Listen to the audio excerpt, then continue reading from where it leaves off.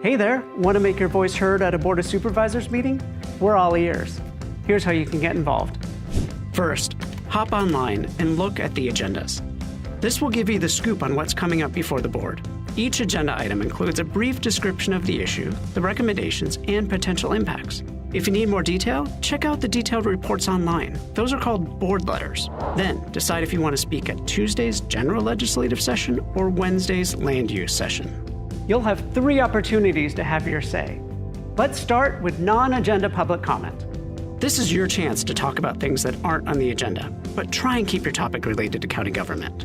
For non-agenda public comments, you can speak at either the Tuesday or Wednesday session, but not both. So, pick your day accordingly. And keep in mind, the board can't act on the spot. They'll refer your comments to the Chief Administrative Officer, who will look into the issue. Last thing, the board will hear from the first 10 speakers, 5 in person and 5 by phone at the beginning of the session. Then all the remaining speakers will get their chance to speak after the discussion items. During the consent agenda, the board handles a bunch of routine items with one vote. If you want to comment on an item, keep it simple. For example, I'm John Doe speaking on item 5, and I agree with approving the contract. Discussion items are the main event where the board debates before making a decision. Want to speak at one of the meetings? It's really easy. Just hop online and fill out a quick request form at publiccomment.sandiegocounty.gov. Pick the meeting you're interested in, hit the register button, then fill in your details. Make sure to include a phone number if you plan on speaking by phone. Prefer speaking at the podium in the board chamber? No problem. Just pick the in-person option. After that, just check off the agenda items you want to talk about and let them know you're for, against, or neutral on them. Hit register and you're good to go. A confirmation email will land in your inbox to wrap it up. If you're speaking by phone, the email will include the instructions for how to dial in. Be sure to submit your request early. Once public comment begins on the agenda item, we can't take any more requests to speak. And if you have documents, hand them to the deputy clerk when it's your turn to speak at the podium. Now, you get 2 minutes to speak, but if lots of people want to talk, it might get cut to 1 minute. So, you might want to consider writing 2 sets of comments, one for 2 minutes, another one for 1. That way, if time's cut, you won't be scrambling. There's also a countdown clock at the podium to keep you on track. Once you're at the podium, stay on topic. Stick to the current agenda item. If you stray off topic, you might get a gentle nudge to get back to the point. Keep your comments related to the agenda item's recommendations because that's what the board is relying on to make a decision. Also, speak directly to the board. They're the ones making the decision. When your time's up, it's up. Overstaying might mean getting muted or even asked to leave. Now for some ground rules. For safety, keep aisles and doorways clear. If there isn't a seat, head across the hall to room 302 or the 4th floor balcony to watch the meeting. Respect is huge. Everyone should feel heard. That means you, other speakers, and the Board of Supervisors. Disruptive behavior gets 1 warning, and after that, a deputy sheriff might show you the door. So let's keep it respectful. Your voice matters, and we want to hear from you. Remember, we're all here to make a difference.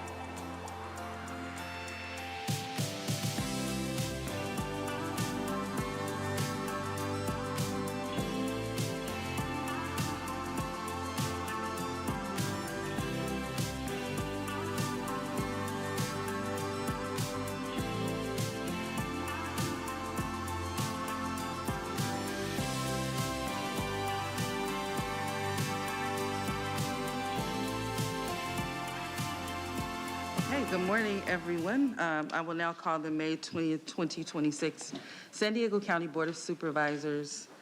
It says land use, but I think we're still in the general session. We are. All right. To order.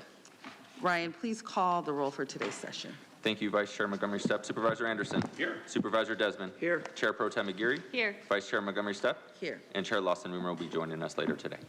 Okay, before we begin this meeting, I want to take a minute to address some house rules.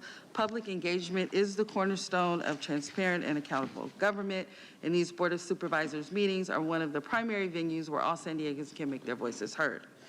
The county is committed to a work environment free of unlawful discrimination and harassment, including sexual, racial, religious, age, disability, or any form of discrimination or harassment. Under the board's rules, speakers are not allowed to use loud shouting, threatening, impertinent, slanderous, profane, or abusive language to any member of the board, staff, or the general public. Additionally, all remarks and questions must remain on topic during the duration of your speaking time and must be addressed to the board and not to county staff. Any speaker who engages in comments that break these rules will be issued a warning. After one warning, You will be asked to leave the chambers for the rest of the meeting. Finally, speakers threatening violence may be reported to law enforcement and removed from the meeting. This is a space for community engagement, deliberation, and progress, not for harassment, violence, and hate. At this time, we will proceed with the closed session report. Council, is there a report for yesterday's closed session? Yes. 1 second, I'm pulling it up.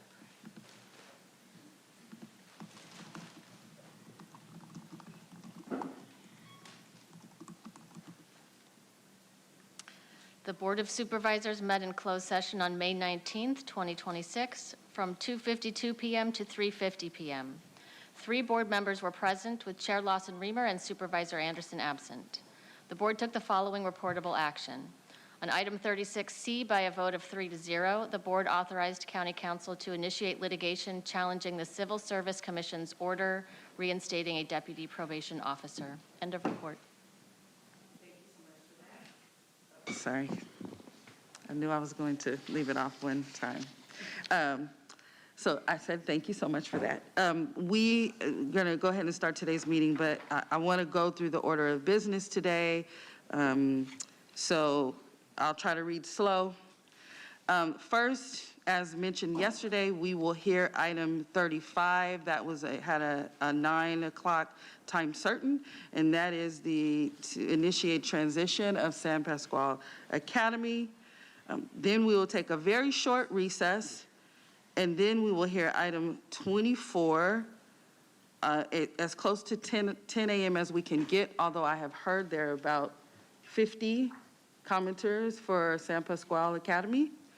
So we'll try our best to make it as close to 10 as possible, but I would say it is safer to say it'll be about 10:30. And then after that, we will have consecutively item 24 and then item 25.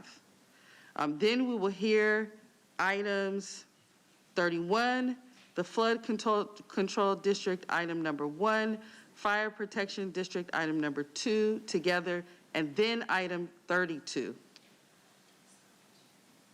So I'm just leaving enough time to figure it out. Got it? And then we will continue with our regular land use agenda, which includes non-agenda public comment, the consent agenda, and discussion items 6 and 7. Supervisor Anderson. Thank you, Madam Chair. I have a presentation for item 25, and in the presentation, it shows the originally passed charter reform and my proposed changes. It may be helpful doing that presentation so that I don't have to walk through every item. If the other one's presented first, we just take them together. And then I'm hoping that we earn a consensus of best practices between the two, and then we come up with a document that we can get a 5-0 vote on. So that's my hope with it. And the first 3 slides that I present are all the non-changes. Right. So there's only a few changes that I'm suggesting. And you know, I'm very open-minded. There might be arguments that I haven't thought of that would convey, I'm hoping to get to a consensus, but I'm thinking if I do the presentation, that might be the fastest way for the public to catch up to where we are. Yeah, no. As a suggestion. Thank you, yeah, ma'am. no, definitely understand that.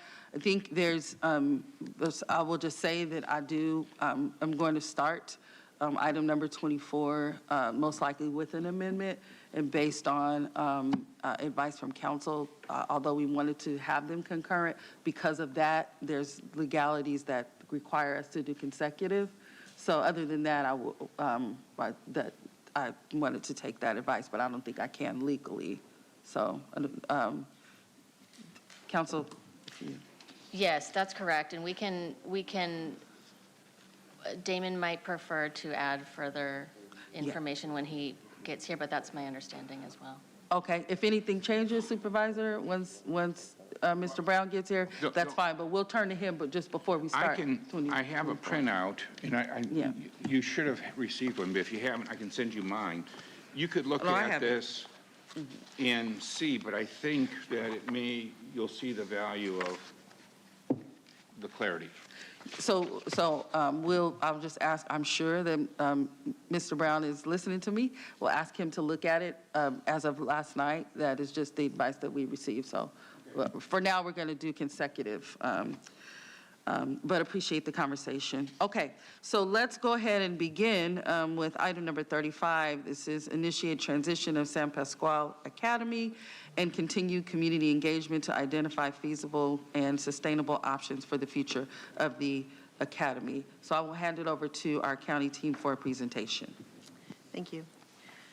Good morning, Vice Chair and members of the board.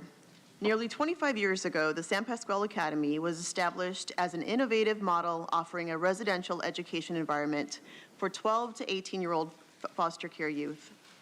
The Academy has continued to serve foster youth, supported by the commitment of educators, caregivers, and community partners who show up for Academy youth every day. I also want to recognize the impactful work of our social workers who provide vital, individualized support to every young person at the Academy. Outcomes for our youth are and will always be at the center of our work. Since the Academy was established, the number of youth in foster care overall has declined, and federal and state reforms have shifted towards family-based placements. This shift is especially prominent in San Diego County, where the board has supported a transformation of child welfare services into a system focused on upstream prevention and keeping families together when it's safe. This changing environment indicates that there is an opportunity to reimagine the use and services on the Academy's campus. Over the past 5 months, at the direction of the board, we have conducted an initial community engagement effort with foster youth, alumni, nearby residents, and community partners to solicit input on future plans for the Academy. Today, we are returning to share with you that stakeholder input and present an update on proposed plans. Here with me to present is Alfredo Guardado, Director of the Child and Family Wellbeing Department. Thank you, Dr. Hernandez. As we embark on the next phase of the reimagining the campus, I want to share the lens I've gained across 24 years in child welfare, from my early days as a social worker to my role today as director. With each perspective, the priority has always been the same. Our youth remain at the heart of all we do. Over the years, I've seen firsthand what research supports, that young people thrive when they have stability, connection, and adults who consistently show up for them. Youth want to feel safe, understood, and connected to the people who matter most. We know youth do better in family and community settings. We see it in the outcomes: stronger stability, deeper community and identity connections, and fewer placement disruptions. Many of the wraparound services that once made the Academy unique, like tutoring, behavioral health care, enrichment activities, individualized planning, are now available directly in family settings. This allows youth to receive the same quality support without being separated from the people they feel most grounded with. And for the young people who remain on the Academy campus, we continue to provide short-term residential therapeutic services, independent living skills, and meaningful connections with relatives and alumni. Additional supports include our intergenerational program, which focuses on nurturing relationships with grandparents, and on-campus workforce development programs to build skills and confidence. This means that even as the system changes, Academy youth can count on one constant: continued access to the services and resources they need. For 25 years, the county has stood alongside the Academy as a proud partner, and that commitment remains strong as we reimagine its future within this changing landscape. In 2001, most youth entering care had more general support needs, and the system relied heavily on residential models. By 2025, the needs of youth entering care had shifted significantly, often presenting with far more complex clinical and behavioral challenges requiring higher-level therapeutic supports. Over the last decade, statewide reforms have reshaped the child welfare system, most notably the Continuum of Care Reform and the Federal Family First Prevention Services Act, which both prioritize family placements. In response to this shift, the board initiated several key actions. In 2021, the board began adopting to the broader decline in group settings for foster youth. Then in 2025, it advanced this work by directing an inclusive stakeholder engagement process to reimagine the Academy's future. Together, these actions underscore the board's commitment to responding to stakeholder feedback, community needs, and alignment with federal and state policies. Over the past 20 years, the number of youth in foster care has dropped significantly, driven by reforms that prioritize family-based placements. Research shows that youth living with families experience greater stability and stronger developmental outcomes than those in group settings. And we are seeing the same pattern here at the Academy. Last fiscal year, 49 youth were placed at the Academy, reflecting the overall decline in group care placements. Here's what the Academy looks like today. As of May 1st, 2026, 41 youth are currently placed at the Academy. For context, the line graph shows placements once reached nearly 200 youth in 2009. What we are seeing in this slide reflects the strong work of social workers and community partners to strengthen families, expand prevention efforts, and support more youth in family and community-based placements whenever safely possible. Historically, the Academy was funded through a combination of state and federal sources. But as mentioned earlier, beginning in 2015, policy changes have limited the use of those traditional funding streams. Since 2021, the Academy has relied heavily on one-time general purpose revenue funding. Today, the Academy operates within an annual budget of approximately $18.9 million. That level of spending was designed for large-scale campus operations, not the much smaller footprint we see today. In response to board direction, we launched a broad community engagement effort from January through March of 2026. Staff hosted focus groups both online and in person, resulting in 13 sessions with more than 270 participants sharing their perspectives. This included working with county communications to develop an online survey that was made available in multiple languages and yielded more than 180 responses. Throughout the initial process, we engaged our long-standing community collaborators, including Academy founders, Friends of San Pascual, African American Wellness Center, and most importantly, our former and current foster youth. We look forward to continuing this work together as we co-create a future of the Academy that lifts the needs of youth and community. We heard from a wide range of participants, including Academy youth, alumni families, grandparents, caregivers, educators, court partners, and behavioral health providers. We also received thoughtful input from community members outside the foster care system and from nearby Academy neighbors. Together, their perspectives provided a broad, meaningful understanding of the community's priorities and hopes for the Academy's future. Across all engagement sessions, two key themes consistently rose to the top. First, many participants hoped that the Academy could continue serving youth as originally intended, including exploring whether expanding the Academy youth population was viable. And second, participants also encouraged exploring new functions for the Academy that would serve a wider range of community needs. As community engagement began, many people began with the idea that the Academy could continue to serve youth under its original vision and model. As participants explored what the future could look like, they naturally focused on options that would allow the Academy to serve more youth. Suggestions ranged from regional partnerships to new referral pathways and serving youth with a wider range of needs. As conversations deepened, participants began weighing the original vision against current realities. Discussions highlighted declining youth numbers, limited regional partnerships, and funding as the major barriers to expansion. This led to a consensus that without a larger youth population, the Academy cannot remain sustainable as a residential campus in its current form. This slide shows the ideas uplifted by our community groups that displays the request for not just single-purpose facility, but to create an interconnected ecosystem where various regional needs support one another. Stakeholders shared ideas for a place that continues to serve youth, families, and other vulnerable populations. Campus uses like visitation centers or shared spaces for local organizations. They highlighted opportunities across 238 acres from workforce development through farm-to-table initiatives to housing and healing spaces. Across all the ideas, one theme stood out: a community-serving, multi-use campus that creates opportunity and strengthens families. Overall, there are a number of factors that are driving this change.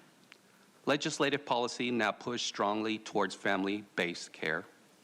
The number of youth in foster care continue to decline. Today's funding streams favor smaller therapeutic settings with no future funding available to maintain a large campus model.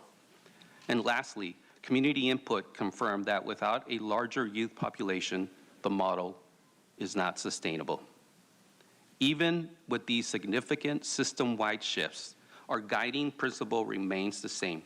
Youth must remain at the heart of every choice we make. If the board approves, this proposed timeline outlines what a phased approach could look like over the next 18 months. Our priority will be supporting transition plans for current Academy youth while maintaining the wraparound services outlined earlier to ensure continuity and steady support. Seniors will complete the 2026 school year and graduate, while juniors remain through 2027 to finish their senior year.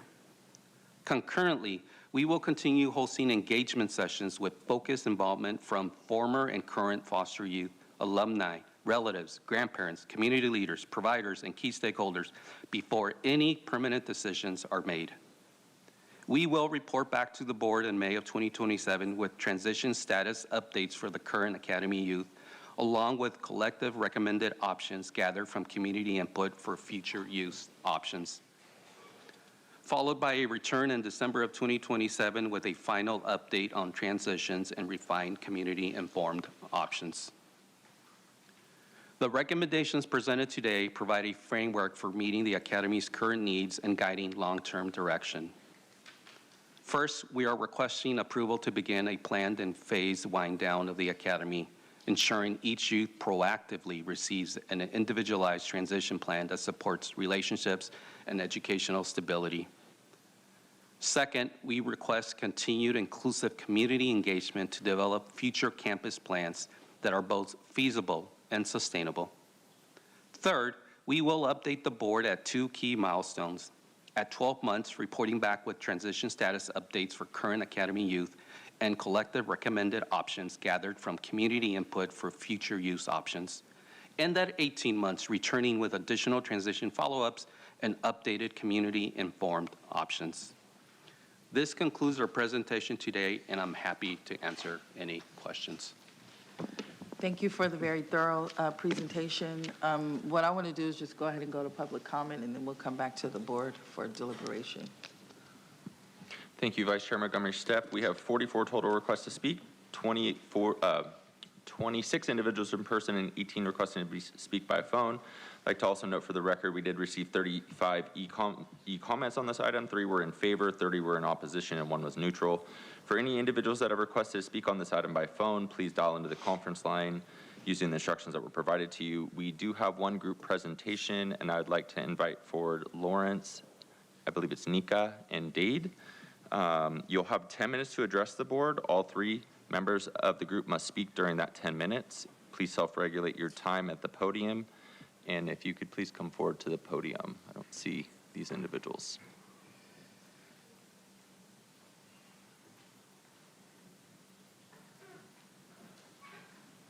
And then just as a reminder, each person in the group may speak for no more than 4 minutes. And if, as you come forward, if you could please state your name. Good morning. My name is Lawrence Howe. I'm the Executive Director of San Pasquale Academy and Rite of Passage.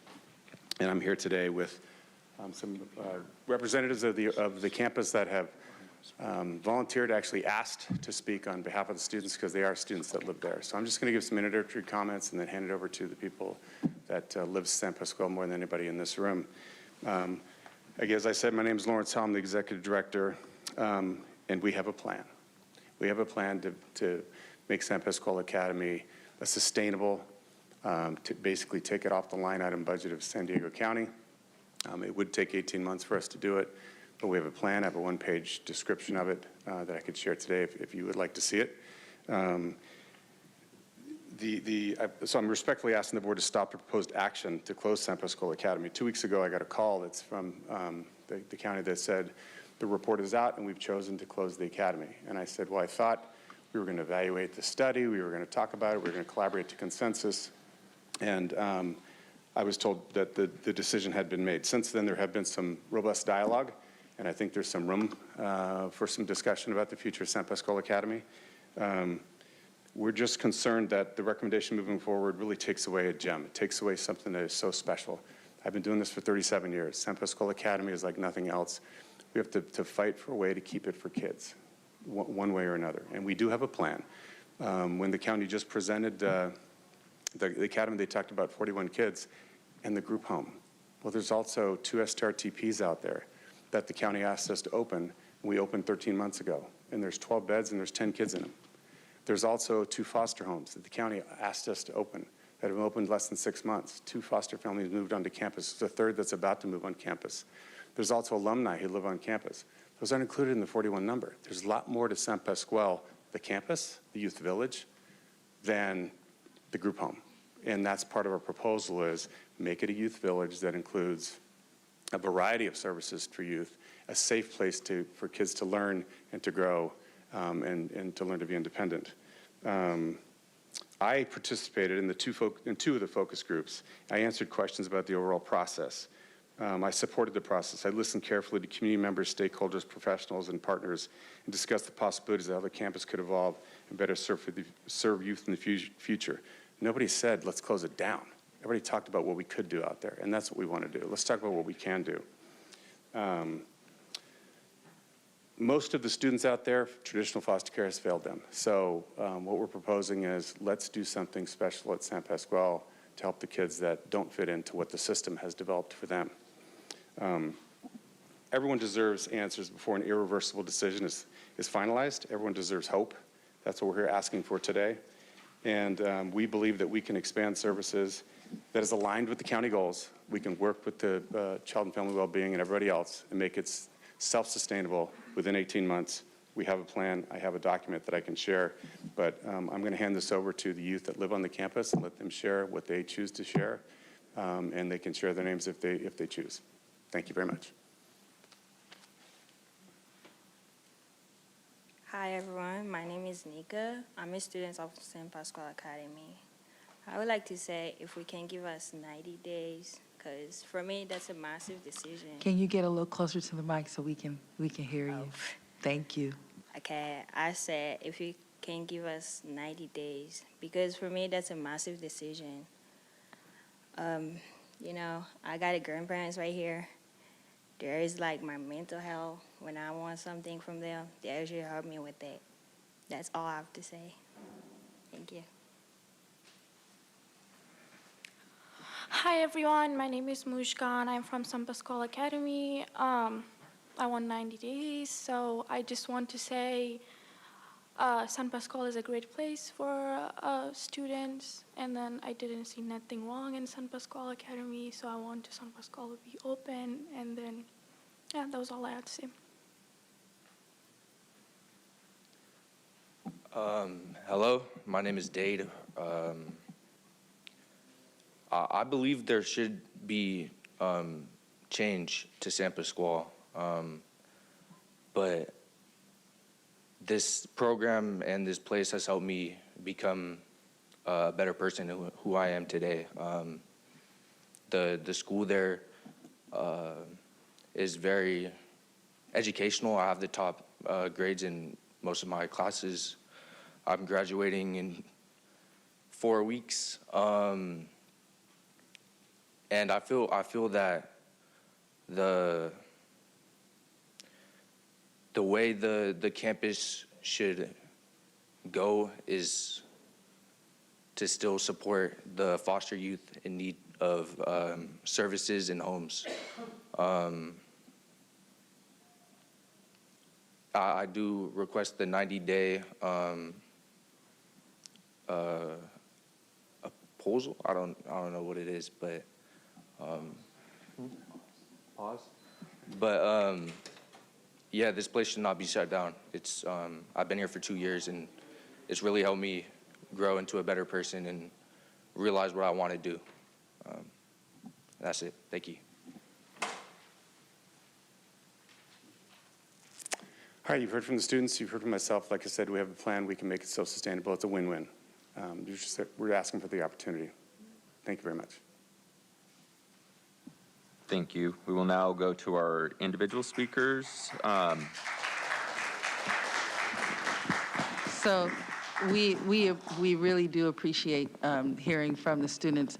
Unfortunately, and I didn't say this in the beginning, we try to do silent ways of support for our speakers and not clapping or outbursts, just to make the meeting go smoothly, make sure we can hear what everyone has to say. But thank you. Thank you. And we will begin with the in-person speakers. As your name is called, if you could please come forward and stand on the arrows until it is your turn to speak at the podium. You'll then have 1 minute to address the board, and if you could please begin by stating your name for the record. I'll be calling individuals in groups of 3, so please listen for your name. I'd like to invite forward the first 3 individuals: Alejandro Martinez, Cesar Javier, and Greg Robinson.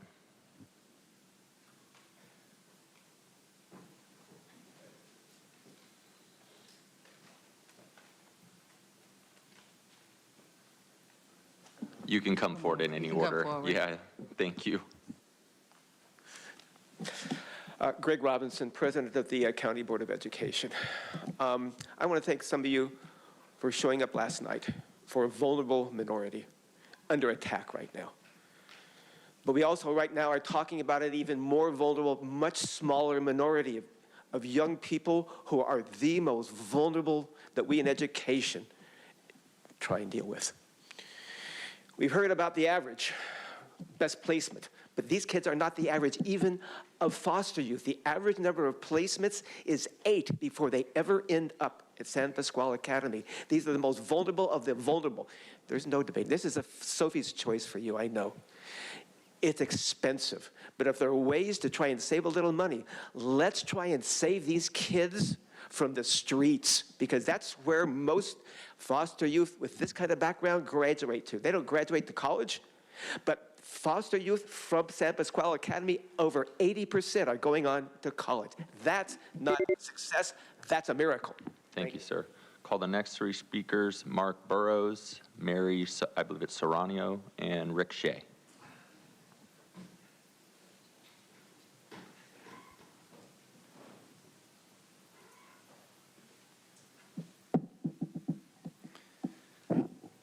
Hello, Acting Chair and members of the County Board. My name is Mark Burrows. I'm the Superintendent and Principal of the San Pasqual Union School District in Supervisor Anderson's District 2. I'm here in support of item 34, and more importantly, on behalf of the middle school students residing at SPA and all of the students in our district impacted by the current model. Our district has supported middle school students at SPA since its inception, yet the educational needs of these students were never part of the original design, and these needs have been repeatedly overlooked. The current model, including the recruitment of non-foster youth from across the state, has only intensified these challenges, and although I'm hearing about different outcomes for high schoolers, nearly all of our middle school students are not realizing similar success. And at the same time, the financial impacts of these placements have become increasingly unsustainable for our county and for our small school district. These are not new issues, and if we cannot continue to accept these outcomes. If SPA remains open, I urge you to reconsider the acceptance of middle school students and prioritize family homes and more appropriate settings. Thank you.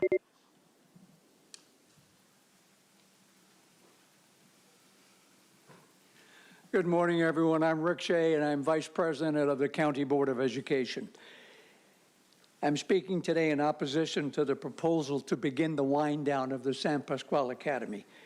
Monday morning at a special meeting of the County Board of Education, I introduced a resolution and it was passed unanimously by the County Board of Education in opposition to closing San Pasqual Academy. The academy was founded based on need, as identified by 2 members of the Board of Supervisors and the presiding judge of the juvenile court, who saw that alternatives for foster children were failing the children. They started this unique facility in 2002. Their insights were validated by research from the University of California, Davis. So the need is demonstrated, the success is documented. Legislative reforms, many cases appropriate, but do not eliminate the need for a structured educational facility. That's it, okay? I would rather than Thank you, sir. That's your time. oppose it. Thank you. Thank you. All right, I'll call the next 3 individuals forward. Kelly, I believe it's Filder Davis. Then I have Office of the Assembly Member, Dr.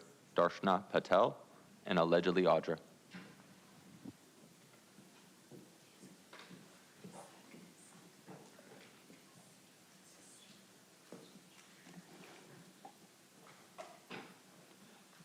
Okay, sorry. No problem. In 2021, the County Board of Supervisors. If you can just start by your name, please. Well, my name is Kelly Fielder Davis. Thank you. In 2021, the County Board of Supervisors tried to close SPA. They lost in court. Today, the same outcome is being pursued in a slower, quieter way. The county keeps citing low enrollment and high costs at San Pasqual Academy as their reason for shutting it down, but you cannot reduce placements for years and then use declining enrollment as your excuse. This is not a failure of the program. This is a manufactured outcome. The County Office of Education recently approved a middle school at SPA because they saw the value in the program. If this is really about money, then answer this question. How much will it cost taxpayers to redevelop more than 200 acres off of a 2-lane road in rural Escondido? What will the long-term operating costs be? It looks like the county made a plan to seal the fate of the kids at SPA years ago, and they're planning the long game. If you're going to decide the future of the kids at SPA, you should at least know their names. I encourage all of you to tour the school, and thank you, Jim Desmond. I appreciate you.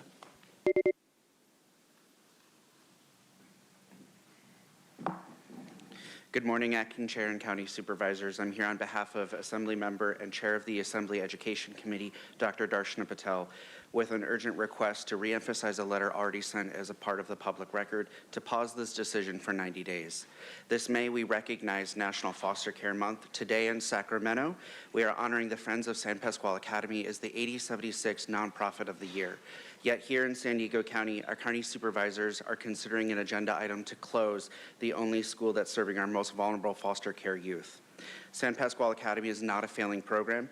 It has a proven track record of success with a 100% graduation rate and a track record of supporting students with complex needs that few institutions can.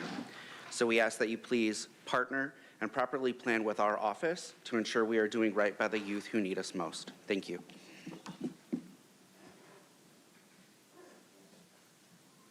Next speaker was allegedly Audra. Then the next 2 will be Lois Jones and Shane Harris.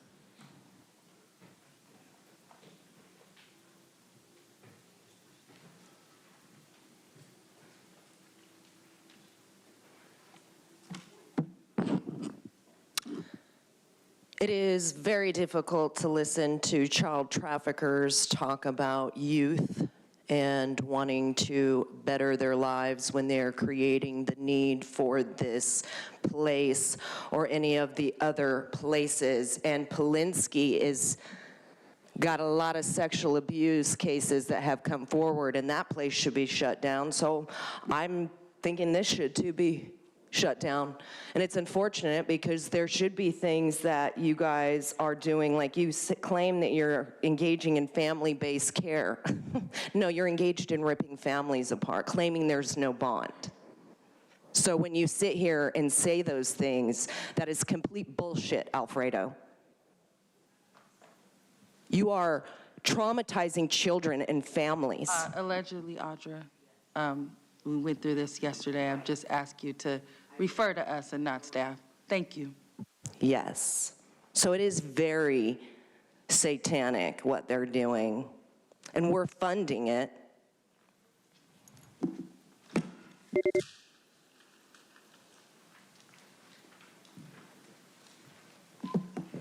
Goodness. Good morning, Supervisors. Thank you for your time. My name is Lois Jones.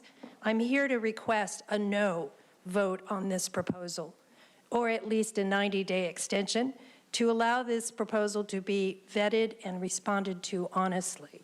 Since the legal decision of 2021, we have argued vehemently with the county to work with us to place SPA as a preferred choice for foster teens. We were continually ignored, preventing the population from growing organically. This school has made life-challenging difference for the teens who've graduated from the academy. The graduation rate surpasses the other public schools in San Diego. Many go on to secondary education with bachelor's degrees and master's degrees. They become productive adults. We have 25 years of success stories. To shut this program down will take away today's foster youth. Thank you. Sorry. Thank you.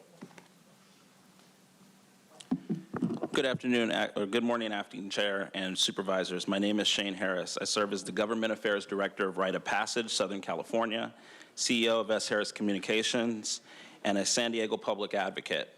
But most importantly, today I stand before you as a former foster youth who emancipated from San Pasqual Academy. Before arriving at San Pasqual Academy on my 16th birthday, I had already been in 8 placements. San Pasqual Academy gave me something I had not experienced in years: stability, mentorship, consistency, and community. Now let me be clear, I understand foster care numbers have declined. A lot of the work we did is because of that. And yes, conversations about the future academy absolutely need to happen, but today's item was supposed to be informational in nature regarding the outreach and listening sessions conducted over the last 180 days, not beginning the closure-related actions. So today I respectfully ask this board to approve my proposed 90-day continuance, pause, expand public outreach, and include foster youth alumni and everyone else at the table in the SPA community. Let's do this together. Thank you. Thank you. Call the next 3 speakers: John Graywolf, Lydia Hockley, and Frank Simmons.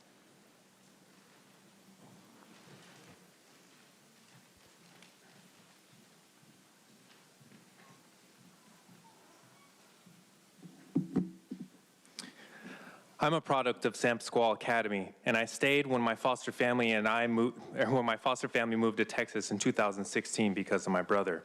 That's what this place does. It builds family. The director used the word village, and that's exactly right. It's intertribal. Kids from every background, every culture, every circumstance, and under one roof. Because it takes a community to raise a child. And we don't choose our family. Some of us come from abusive homes. Some of us had no homes at all, and some of us came in groups, siblings, more than a single family was willing or able to take on. With places like SPA, those kids get split up, or they don't get placed at all. And then there are ones who never made it in. Right now on the streets of California, there are 100 or 200,000 homeless minors annually. Kids who slip through, kids the system never caught. Those who we're also talking about when we're talking about closing a place like this. And if you're pro-life, be pro-life after birth, and that means places like this. What SPA creates is proof that a collective of kids from every background, every wound, every story can rise above the social divisions and barriers that... I didn't want to interrupt your comments, but could you please state your name for the record? John Graywolf. Thank you. Frank Simmons. I'm here and opposed to the decision and asking for a 90-day pause. I am a former foster youth. I was not blessed enough to be able to attend San Pasqual when I was in the foster care system, but as someone that is employed there, I see the difference and I see the change. We need more places like this to be able to have that family atmosphere. That's it. Thank you.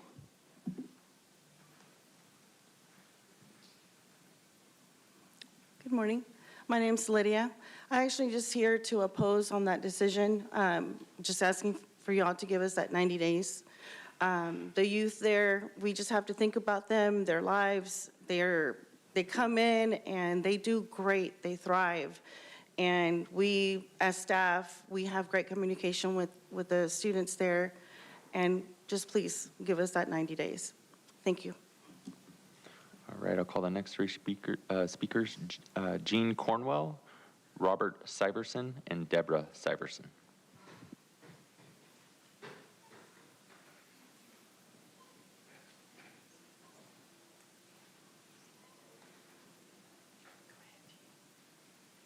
Yes, just as you come up, just come on up, state your name, and go for it. Catch it. Thank you.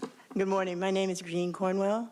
I've been at San Pasquale Academy for quite a while, since its inception, and I have witnessed miracles. This is a one-of-a-kind place in the country. It's the only program of its kind in this country. And we've had people come from all over just to witness, to see how the intergenerational program works. And I'm really nervous, so my voice is shaking. But I really am asking you to give us time. Give us time to regroup and to come back and to continue the miracles that we do. Thank you.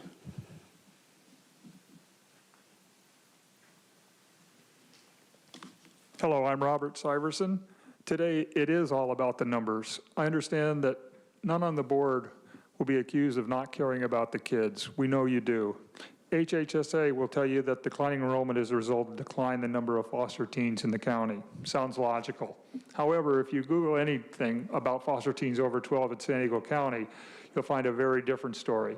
Many references to the quiet crisis. Placements of hundreds of foster teens is a constant problem for HHSA, even with the county numbers 9. Combined with a report that 70% of those eligible to be referred to the academy were not referred. Who controls the referrals? The same group that wants to close the academy due to under-enrollment. That's unacceptable. HHSA told me that I don't have enough time. I'm going to invite each one of you to come out to the graduation on June 12th and listen to the kids tell you their story and why they're there. Thank you.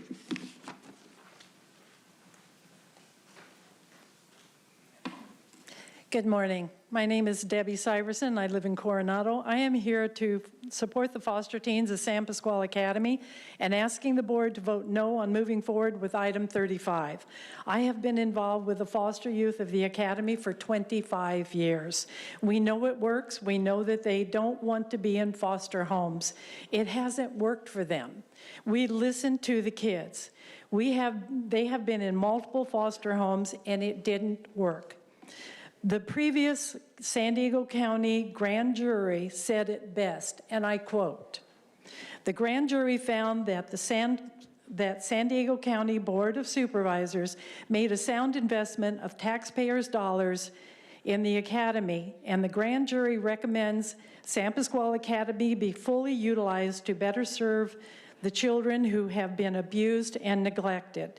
You have the power to follow the grand jury's advice. Increase the enrollment. Let the kids be there." Thank you for your time. All right, call the next 3 speakers, Michael Brando, Ellen Nash, and I believe it's Zenabi Riken.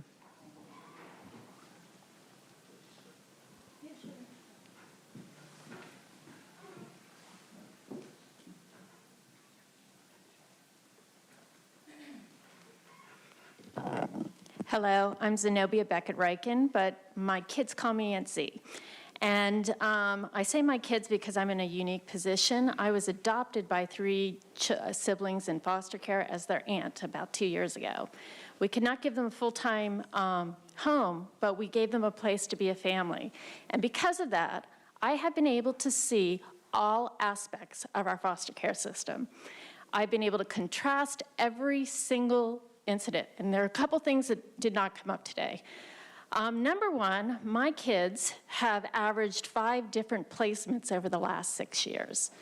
My kids have been in multiple different placements. One of them even AWOL'd for a year and was on the streets.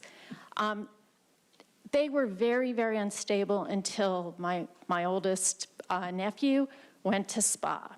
SPA saved his life, and here's the reason it did it. And this is so unique from all the other stuff out there. SPA is in the middle of nowhere. Its physical location creates a situation where they cannot AWOL. It gives them safety. Thank you so much. So. We'll go to our next speaker. Michael, please change my vote to close it Yes. Why? I hear the people having this, have had these experiences of miracles and good things happen for them, and that's great. That's beautiful. But miracles can happen everywhere. As Peggy Hall of the Healthy American says, there's always another way, and I'm going to find it. And that's the truth in the larger cosmic jurisdiction in which we live.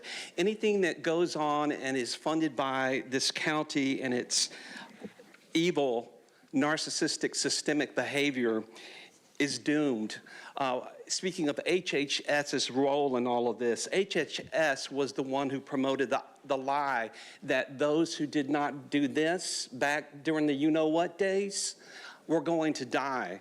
So there's always another way. We can't trust HHS. We can't trust this board. And I'd like to end on a positive note. How good can it get? I'll call the next three speakers forward. Tanya Douglas. I believe Mushkan already spoke as part of the group presentation, but if that's a different person, you're welcome to come forward as well. And then Dylan Quigley.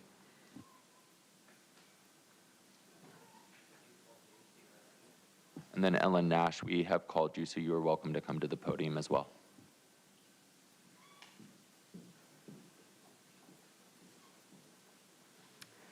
Good morning, my name is Tanya Douglas. Would like to say, please consider keeping the campus open. I think there's a lot to consider, a lot more than just a 3-week period to close down and make a decision for youth's lives, for the development past the San Pasqual Academy, what they can become, what they can learn, and I think it takes more time than just a few weeks.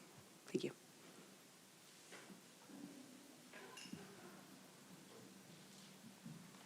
And if you could just start with your name, please. Good morning. My name is Ella Nash. I currently serve as the chair of the San Diego chapter of the Black American Policy Association Foundation and also a former foster mother.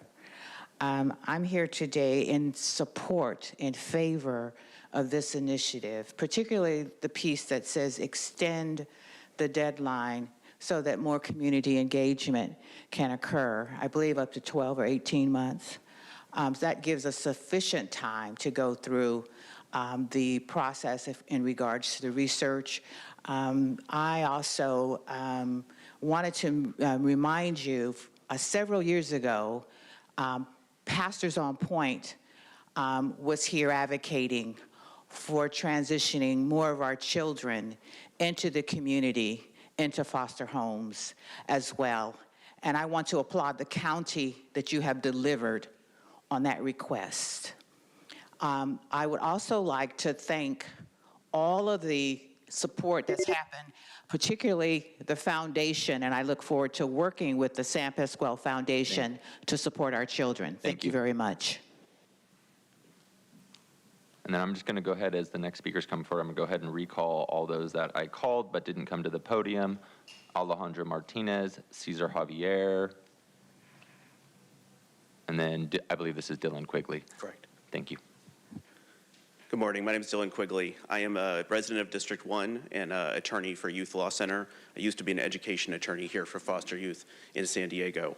I want to honor the young people who have spoken today. If San Pasqual gave you safety, security, no one can take that away from you.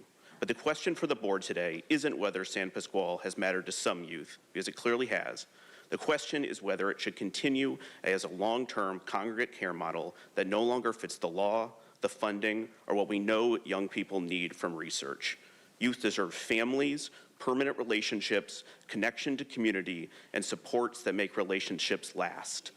I know personally that the youth at San Pasqual Academy deserve better than what they get now. They deserve a school that gives them all the options that young people need. Sports, recreation, A through G classes, a true path to a 4-year college. Only through that are we able to give justice and equality to the San Pasqual youth. Thank you. Thank you. All right, we will now hear from those that are requested to speak by phone. When it's your turn to speak, you'll be unmuted. You will hear a recording that will tell you to begin your comments, and we will go ahead and begin with our first caller.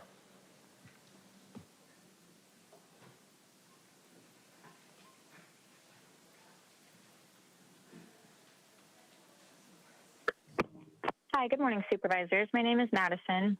and I am opposed to the planned wind down of San Pasqual Academy. More than 1,000 young people have benefited from a campus specifically designed to meet the needs of youth who have experienced trauma, instability, and educational disruption. While child welfare policy has appropriately shifted toward family-based care and prevention whenever possible, that does not mean there is no longer a need for structured campus-based support for some youth. There will always be young people whose circumstances require a higher level of educational continuity, behavioral health support, and stability than fragmented placements can provide.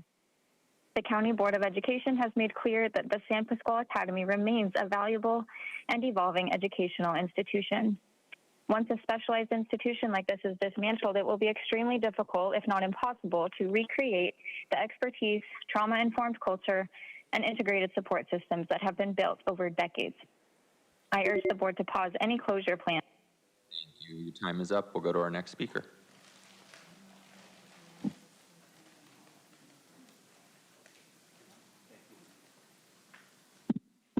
Hold bold. Sounds like you want to close down the academy without a real plan. Typical. It would be good to reintegrate foster youth in society, but there still needs to be housing for some of our foster youth. Maybe you can transfer some of the kids from the Polinsky Center to any empty space at the San Pasqual Academy. There are sure to be less tunnels, hiding spots, and pedos there.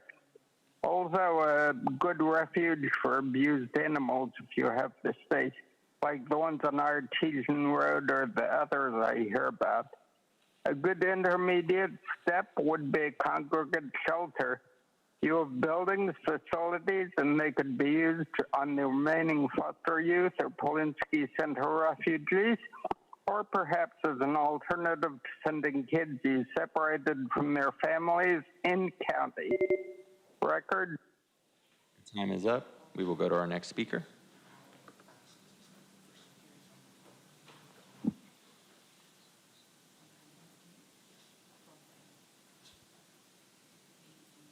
Consuelo. So there's been lawsuits, too many abuse allegations, negligent claims, failure tied to San Pasqual itself.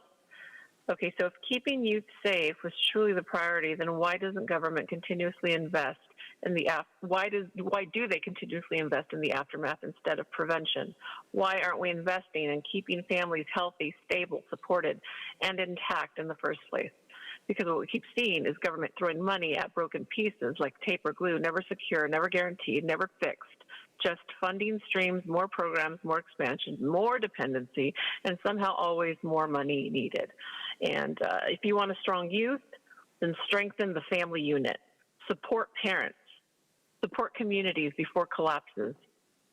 Stop acting like institutionalizing children is the solution while families continue deteriorating all around us. Quite frankly, San Pasqual Academy has become a liability risk to this county.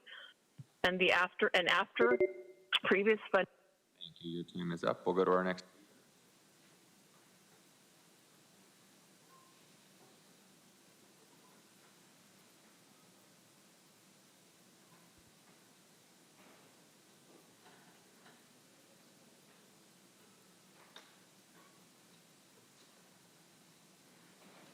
Next speaker is Terry Ann Skelly. You're connected. You may be muted, though.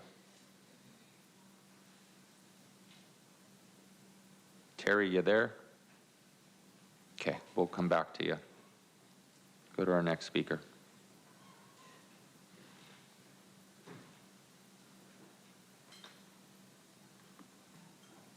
Hi, good morning, board. Wasn't meant to be there in person today, but I'm glad to be over the phone.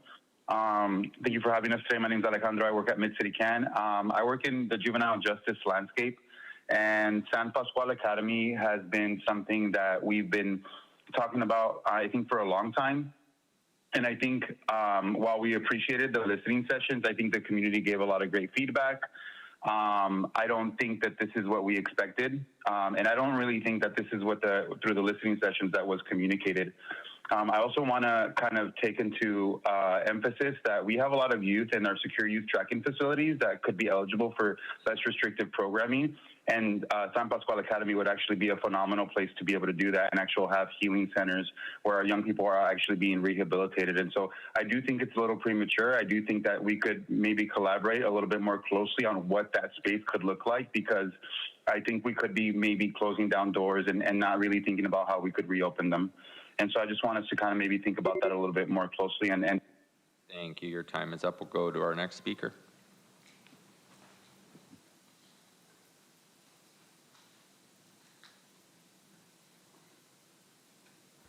Hi, I'm Joan Scott with Friends of San Pascual Academy, and we've been caring for the foster students and alumni for over 25 years.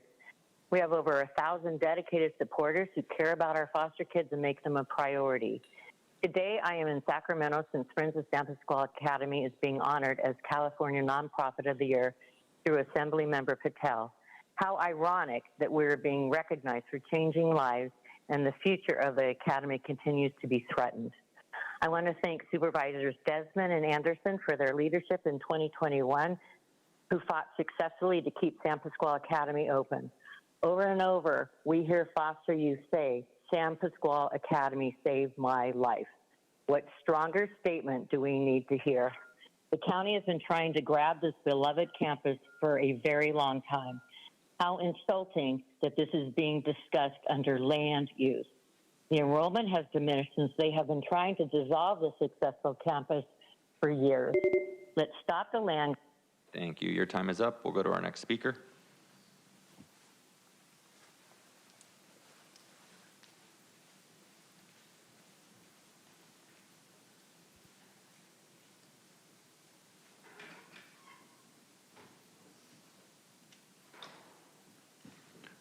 Next speaker is Kathy. You're connected, but you may be muted. I'm sorry. It's okay. Go ahead. Okay, my name is Kathy Latham. I've been for 25 years. San Pascual Academy has been far more than a school. It has been a safe haven, a family, and a path toward healing for some of San Diego's most vulnerable and traumatized foster teens. Today, I'm here in Sacramento representing Friends of San Pascual. Friends is being honored as a California Nonprofit of the Year by Assembly Member Dr. Patel. And honestly, the timing could not be more ironic, because while this extraordinary organization is being recognized for changing lives, the future of the very academy it supports remains uncertain. For decades, Friends of San Pascual has stepped in to provide the experiences and opportunities every child deserves.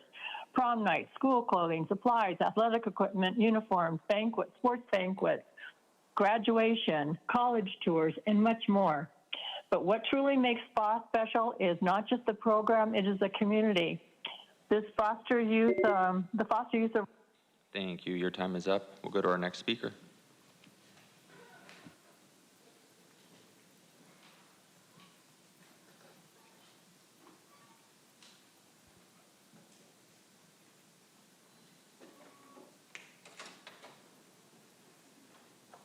Hello?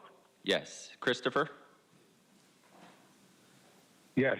It's your turn to speak. Hi, my name is Christopher Burrows. I'm speaking. Can you hear me? We can. Hello?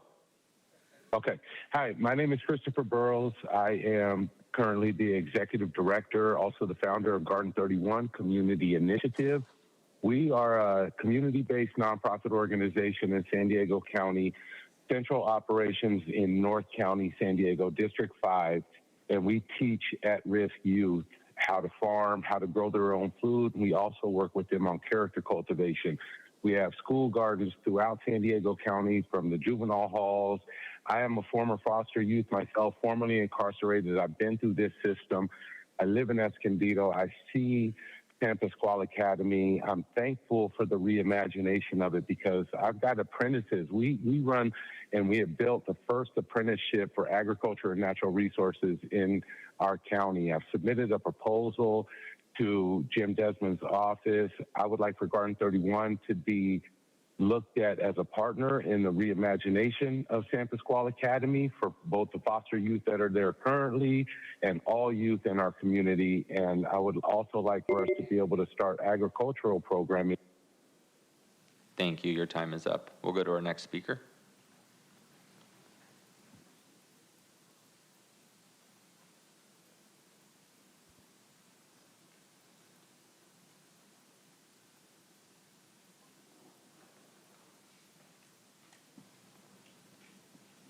Our next speaker is Hector. You may be muted, Hector.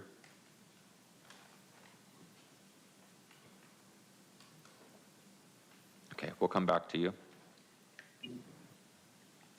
Go to our next speaker.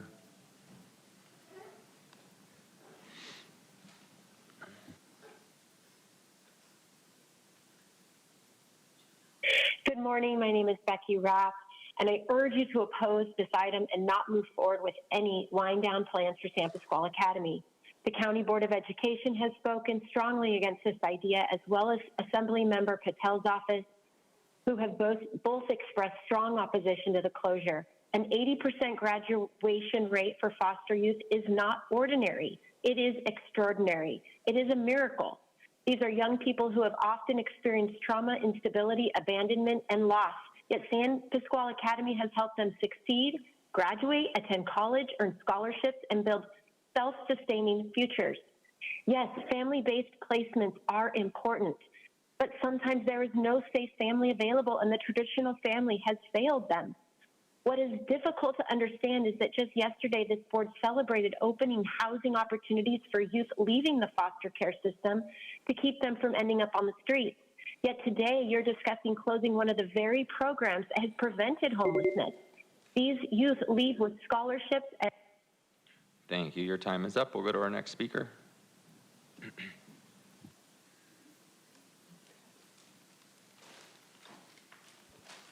Hey, Truth, I want to know what's the dealio.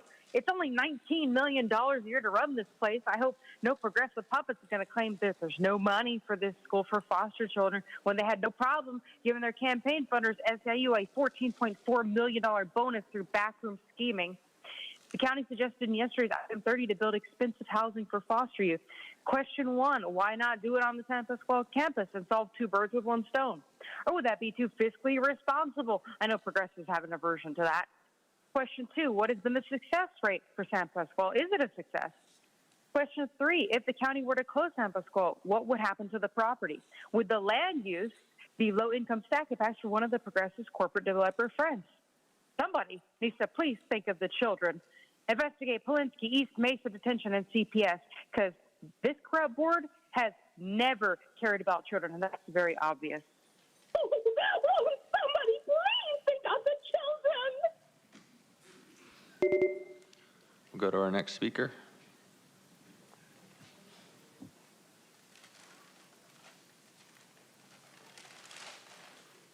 Good morning, Honorable Supervisors. My name is Courtney Baltiski, and on behalf of the YMCA of San Diego County, we recognize the state direction and requirements are contributing to the current discussion.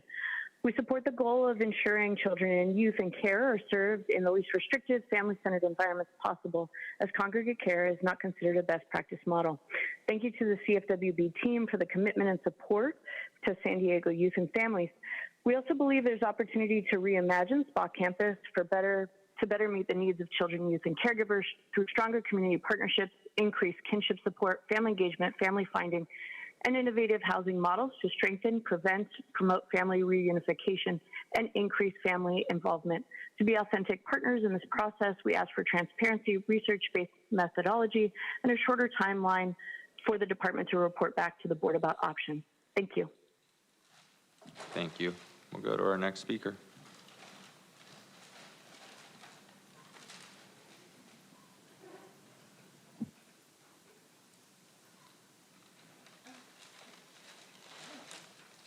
Good morning, Board of Supervisors. Ann Riddle here. Thank you for this opportunity.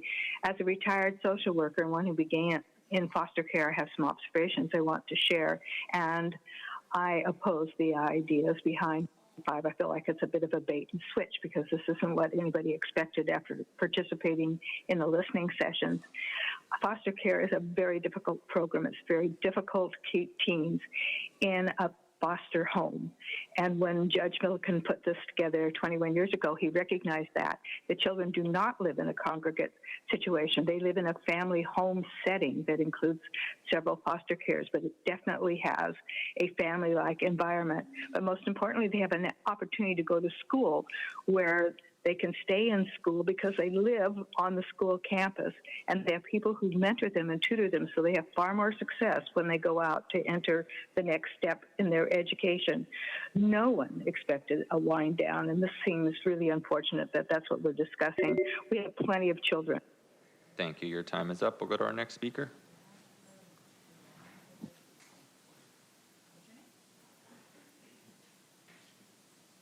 Peggy Walker. Considering so much county money has been spent on failed harm reduction, homelessness, behavioral health, and other social programs, it's hard to comprehend closing this proven, honored program, the only school dedicated to our most vulnerable youth. Please grant extended time. Reimagining talks earlier this morning referred to providing continued access to resources, but that's not the same as providing a safe, stable place to learn and thrive that foster children may not otherwise have. There's no better endorsement than that of the County Office of Education, which has plans to address the middle school program, and by leading educators and professionals who say foster teens thrive with this opportunity. Please give it a chance to stay open. Thank you. And then we'll go ahead and go back to our two callers that we didn't have any response from. We'll start with Hector.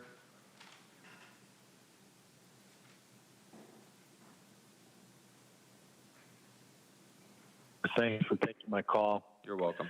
Hey, this is frankly embarrassing. Just another embarrassment, man. When you open the meeting, go, as we speak here, there's millions of gallons of sewage just went into our county. And another million gallons of water, drinking water left our county in Del Mar through that dam. And this is like a new low, man. We're gonna shut this thing off. The question is, how low can we go? I don't know. What next? I don't know. Let's make a list. And I told Todd Gloria, don't use the expression America's finest city anymore. It's embarrassing. Thank you. Hope you guys will do the same. Quit using the expression America's finest city. Frankly, it's embarrassing. Thank you. Okay. We'll go to our next caller that we had non-responsive from, and I believe that was Terry. Terry's no longer on the call. Oh, we do have another one that came on though, so we'll go to Kathleen.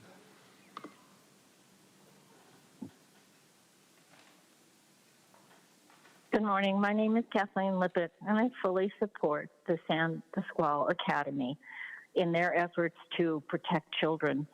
And I think that the county, unlike many of the other programs, this program is pretty much self-sustaining, and it really smacks of a greater or other agenda, which is to steal their land. Not that the county would ever consider doing such a thing, but I think that is exactly what's going on.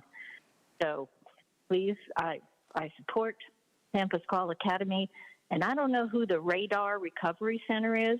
We have never heard of them, unlike San Pasquale Academy. We need to be very suspicious of recovery centers that pop up out of nowhere and no one knows. No one from the treatment community knows who the heck they are. Thank you for letting me speak. Thank you. And then we will have two final in-person speakers. I'd like to invite William Wood and Lauren Picard to the podium. You'll both have 1 minute each. If you could please start your comments with your name.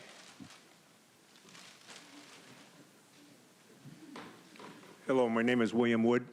I recently moved to San Diego about a year ago and have been out at San Pasquale and spent some time out there. And having worked in the United States for 45 years in youth services and juvenile justice, I am amazed at the opportunity that San Diego has. You have something that nobody else in this country has on that campus. And I definitely think utilize it, embrace it. It is a resource that no one has. You are the envy of the country, and you can be progressive with this thing if you do it right. So I am definitely in favor of keeping Pascal and rethinking what we're doing out there, because it is an option that's going to help a lot of kids in the future. And some of the kids that are out there now could conceivably be not going into the juvenile justice system because they have a stable placement at San Pascal. So, thank you.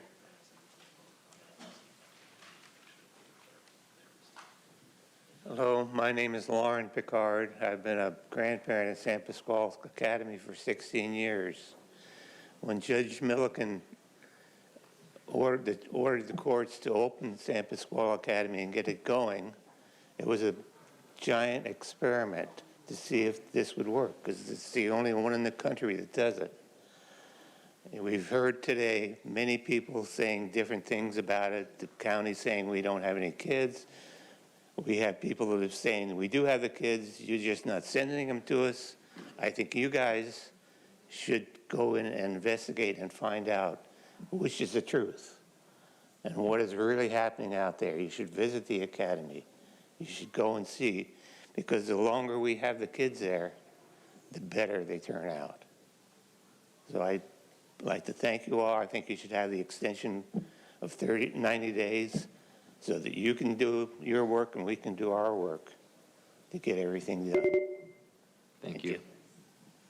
And then our deputy clerk says we have one more person that registered. Correct. Yes, What's your I think name? I got mixed. So my name's Terry Summerhays. I have been a member of Friends of San Pasquale Academy for over 20 years, and it is a fabulous organization. Being the mom of 4 children, I've had the opportunity to attend lots of sports banquets, but yesterday I attended something extraordinarily special as I attended the spring sports banquet at San Pasquale Academy. The amazing coaches honored each student athlete with personal and very uplifting comments, something that wouldn't happen elsewhere in their lives. They expanded upon the personal growth and resilience and accomplishment of each. They spoke of challenges overcome with determination and hard work. The joy of discipline and personal accomplishment was evident as we provided Letterman jackets for all those who had earned them. The golf coach, who was a professional, spoke to us quietly afterwards and told us of the amazing accomplishments. Thank you. Thank you. That's your time. And Vice Chair Montgomery Stepp, that concludes public comment on this item. Okay, thank you to everyone that has come out to speak on this item. I'm going to turn it over to Supervisor Desmond.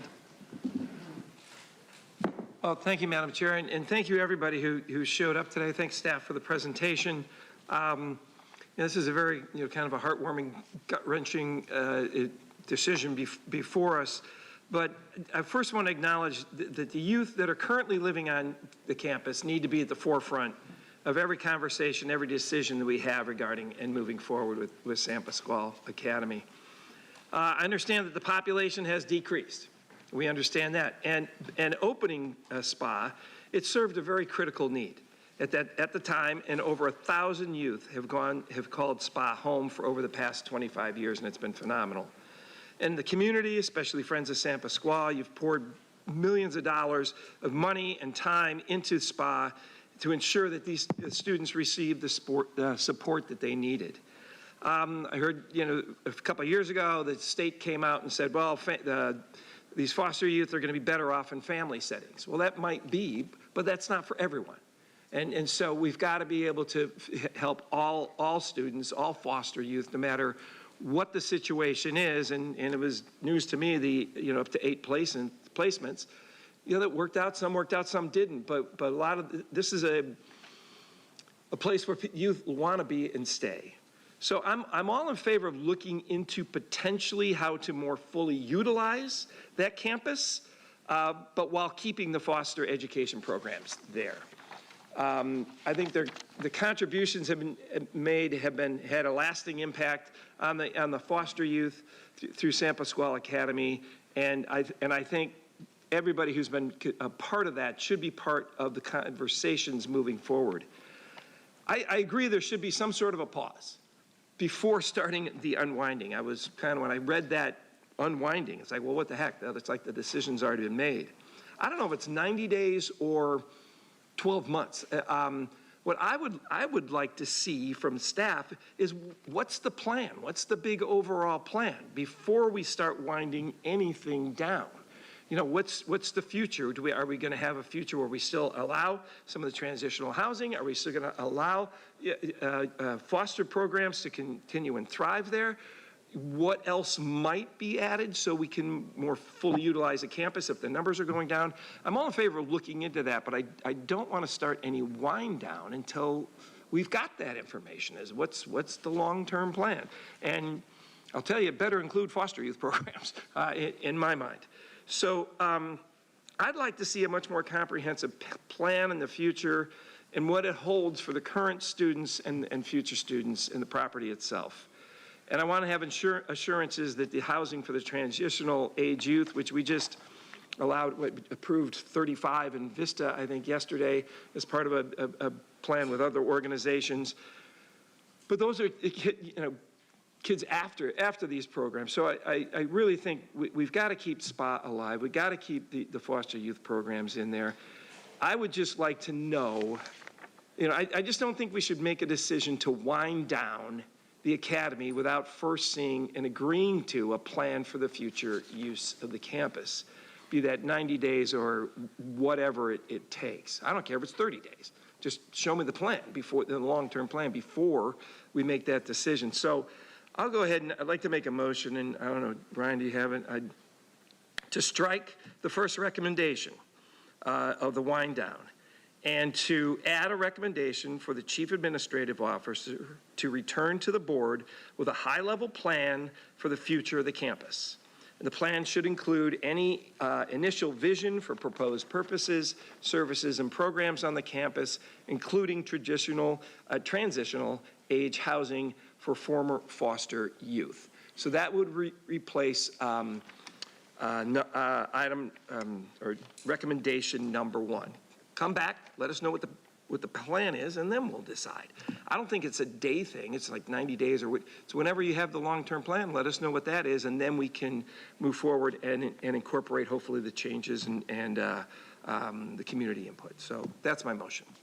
Thank you. And just to clarify, is it also to include recommendations 2 and 3? Yes, it does include 2 and 3, which are more collaborative and community engagement, and continue with that community engagement. And it does say report back within 12 months with a status update of the overall transition, which is the plan that I think we should have. And like I said, I don't care if it's 90 days or 30 days or whatever it takes, but I want the long-term plan before we do any short-term wind downs. Thank you. Thank you. Supervisor Anderson. Thank you, Madam Chair. I have a quick question of staff, if I may.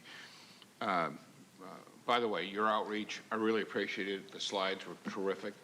The only question I have is, when you were doing that outreach, did they know when you solicited the information that the plan was to close it?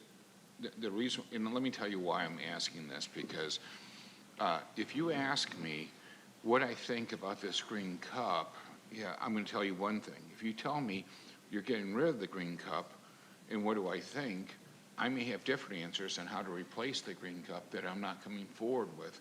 And I just wondered if we had, you did a robust outreach, which I'm very pleased, but I'm not sure people were framed up correctly. Yeah, so through the Vice Chair, Supervisor, thank you for that question. When we were having the engagement sessions, we did not know at that time what our plan would be. So to answer specifically your question, whether or not the youth were told that there was a potential for a wind down, that was not mentioned to them. We did talk about what are the possible re-envisioning, what are some of the potential additional uses, other alternative uses at San Pascual Academy. Since the board letter has been public, we have had a conversation with all the youth at San Pascual Academy, and they are aware of the potential vote today for a wind down of the current programming. We had one of the witnesses, and I apologize, I forgot his name, who said that he had a plan that would make it self-sustainable. And I'm just wondering if there are other folks that when we were reaching out, if they may have a plan and they may have some advice. So I would be very supportive of delaying this by 90 days and giving you the chance to go back out. And by the way, I take this as a compliment. I rarely compliment staff for their outreach, but looking at your numbers and looking at your outreach, it was robust. It was really good. But I think it should be pretty quick to go back to those same people and say, hey, there's a little twist. Do you have any additional comments? Madam Chair, I'd like to see that moving forward. I also like Supervisor Desmond with a more robust plan of what we're going to do with all those young people. You know, so many of those folks that interviewed said that they had gone to several families before they got there. I don't want us to be another one of those families that just kick them out. You know, I know that we all want to put the kids first, and while the campus is important, those young people are the most important. So I'd like to second Supervisor Desmond's motion, but I would like to add in, and I'm open to the language of going back and doing that outreach where people know that there's a possibility of it being closed, and how would that change their opinion? I think that's fine.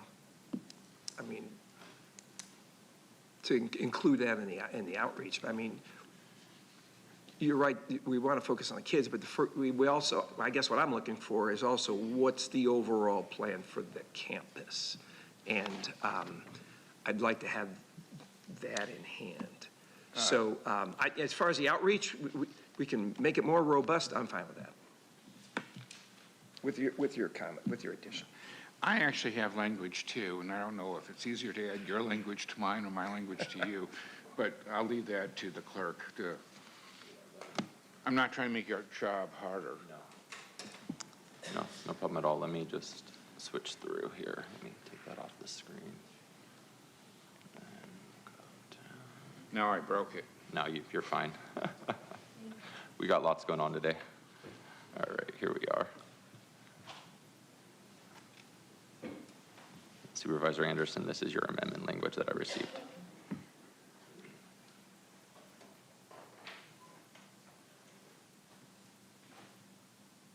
I'm not sure why that monitor is not working. It is up on the, there we are, just delay.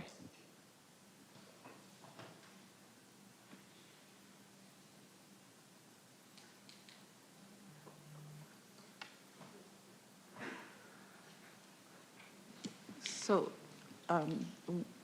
a question. This says number 1, but it is actually it has a language of number 2. So if that's accurate, then we can still strike the actual number 1 in the board letters recommendation, replace it with Supervisor Desmond's amendment to that recommendation, and then and this can be number 2. That's but fine. The issue is that, you know, the 90 days, what I'm hearing is a little bit of conflict there just based on Supervisor Desmond wanting to give enough time for an actual plan to come back. So that kind of what I'm hearing from you, we can make a more informed decision, and then the 90 days. Madam Chair, maybe we could ask staff if they could do the plan within 90 days. I'm not trying to rush them, but without a known plan, it just seems like the kids are coming in last. Okay, well, if the maker of the motion is okay with that, then I'll let you all decide that. To me, still, I'm going to need the overall plan before I can look at it. And you're coming back with 90 days, you're asking for the feedback that was received. No, I'm saying asking them right now if they could give your information. Can you come back in 90 days with an overall plan? Not a comprehensive overall plan. Well, I don't need with every detail of what, you know, dollars. where every drinking fountain's going to be or anything like that. Right. But we want to have something sustainable to you, and I don't think we can do that in 90 days. We can talk to the youth in 90 days and come back with their feedback, but not just the overall plan with the To me, community's input. that's what I need to make. I don't want to interrupt either of you, but just to jump in, it does say a report back, so that's not actual coming to the board, that's making sure that we're reporting back to us in another form, that feedback. So maybe there's not conflict between the two. Yeah. So it's just a 90-day comeback, but you still, while the plan is being massaged or whatever created, you're still getting input during that phase as well. It's just not 90 days of input and then no more. Is that understood? Is that okay? From my perspective, we can come back in 90 days with an update and continue the community engagement and feedback, yes. I think that's good. I'm good. Thank you. So as Ryan prepares that, so we can just, you know, make sure we know what the motion is, I will turn it over to Chair Pro Tem again.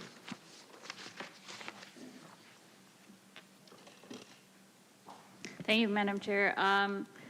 I'd be okay with that because actually I was going to request quarterly updates on how the progress was going. So I think the report in 90 days is good. I think the not taking a final decision until we have a comprehensive plan is good. I also think that, you know, one of the speakers said they have a plan and that there is a white paper. I don't know if you all have seen it. I haven't seen it. It wasn't very clearly articulated, but I'm very interested in seeing what that plan looks like. I also found interesting what the superintendent from the school district mentioned about the performance levels of middle school students. I would just like a little bit more information regarding that. The other thing I think that is very important for me as well, and just for the record, I know some folks assume that we hadn't been to San Pascual. I've been to San Pascual, and I'm very grateful that I went to go visit, and I had a very comprehensive tour, and I'm very grateful for the work that the Friends of San Pascual have worked on for so long. The connection there is undeniable with the students. The program that they have even in the kitchen, the skills that they train the students, real life skills that are applicable for when they become adults is very good. But I think it's important for us to also consider the seniors that live there. We heard from one, right? And I met some while we were there, I believe, and the condition for them to live there is to be able to volunteer a certain number of hours with the youth there. What happens to them? That's something I'm also thinking about if San Pascual winds down, that these are folks that may not have other housing options. So I would like that to be taken into consideration as well. And most importantly, and I think this, if it hasn't been said, it should, I think we all have at heart the best interests of these students one way or another. I mean, that is absolutely undeniable. But I think having a robust plan, having the report back in 90 days, seeing a clearer path of where this will go is something that would be beneficial to us all. So I'm happy to support the motion. Thank you. Thank you very much. I really do appreciate the outreach and acknowledge, I think that this, in my mind, as I was reading through the board letter and the presentation, is more so, I still think that there is agreement that the structure and some of the plans may need to change, right, based on state law and also based on some of our successes within the system of making sure that young people are either reunited or have good placements. But there is still, as we know and as we have heard from the public, there's still a very specific population that needs more than that, right? And for various different reasons and circumstances. And so I think what we're trying to figure out is how to marry that with state law and costs and all the realities that we have to deal with finite resources, which is understandable, and we have to continue to have that conversation.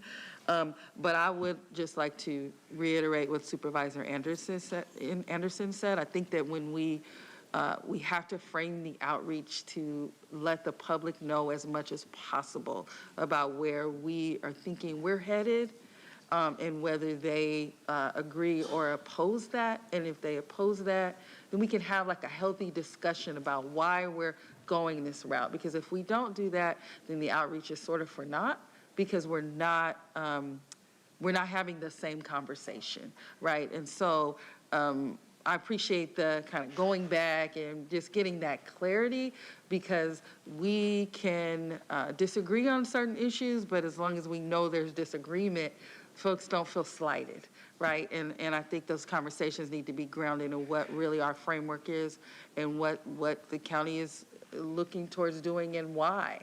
And there also may be gaps in our analysis that other experts can opine on or can talk through with us. We heard from Assemblymember Patel's staff. Assemblymember Patel is the chair of the Education Committee at the state level and has a lot of ideas, right? And we don't know what can be done yet and what can't be done, so I certainly don't want to put her on the hook for anything, but also just I think it's worth continuing to have those discussions. So the way that I read the board letter was that we would continue to have those discussions.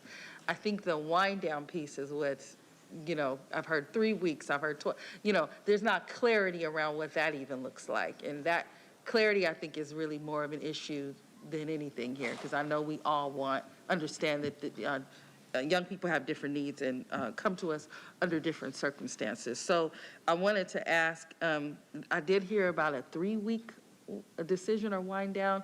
I want to know if that's anything. I just want to clear whatever is not accurate out of or some misinformation or misunderstanding. Vice Chair, I'm not quite sure what the 3-week wind down was referring to be honest with you. Certainly, we would follow whatever board direction comes out today. Okay, I just want to make sure I heard that. I want to make sure it was not true. That's certainly not the conversations that we have been having. I do agree with such a beloved institution with really good leadership previously from previous supervisors, that we do need to be able to look at a plan so we can make a sound decision. We do need to change the structure, I believe, just around to comply with state law. But I don't believe that means we won't be able to serve young people with specific circumstances. So I think we just have to find a way to marry those two. I think the motion does that. And I guess that's the last thing I'll say about this. But Supervisor Aguirre, did you have anything else? Okay, all right, I see your name on here. So with that, I don't think there's any further discussion. I think we have, Ryan, please go ahead. Just wanting to make sure that is the motion that's on the floor. I think there may be some. Does this still include 2 and 3? Yeah. Or is this just replaces 1? We need clarification. Supervisor Anderson, if your motion amendment replaces recommendation number 2, or if it still is included. I don't know how best it fits. I'd like to leave 2 and 3 in. Okay. Supervisor, can I read the current number 2 right now so we can kind of, because I think your amendment amends number 2. Okay. Right? We did a lot here today, Yeah. and no matter what I say, I'm going to regret it tomorrow. So I'm willing to defer to the chair. You know the intent, and I think we all agree on that. So in acting, CAO can intervene and put her touches on it too, as far as I'm concerned. Yes, acting CAO, can you summarize what you believe to be what we're trying to do here? Okay, so I understand just to summarize the discussion that's happened and then the various motions that have been put forward is that staff came forward with 3 recommendations. The first one will be removed. The first one that had to do with the CAO or designee initiating a transition on a planned and phased wind down. That will be totally removed. What we have left then is 2 recommendations. Recommendation 2 will be to continue a broad, collaborative, and inclusive community engagement process that will include the reach out to the court-appointed special advocate and other volunteer advocates, as well as working with the youth at San Pasqual, and clearly noting, I've heard from several supervisors, clearly noting that we will be clear on what the staff perspective is in terms of how we envision the future of San Pasqual, to give something concrete for the community to respond to. And then the rest of recommendation 2 follows the language that's up on the screen, which I think is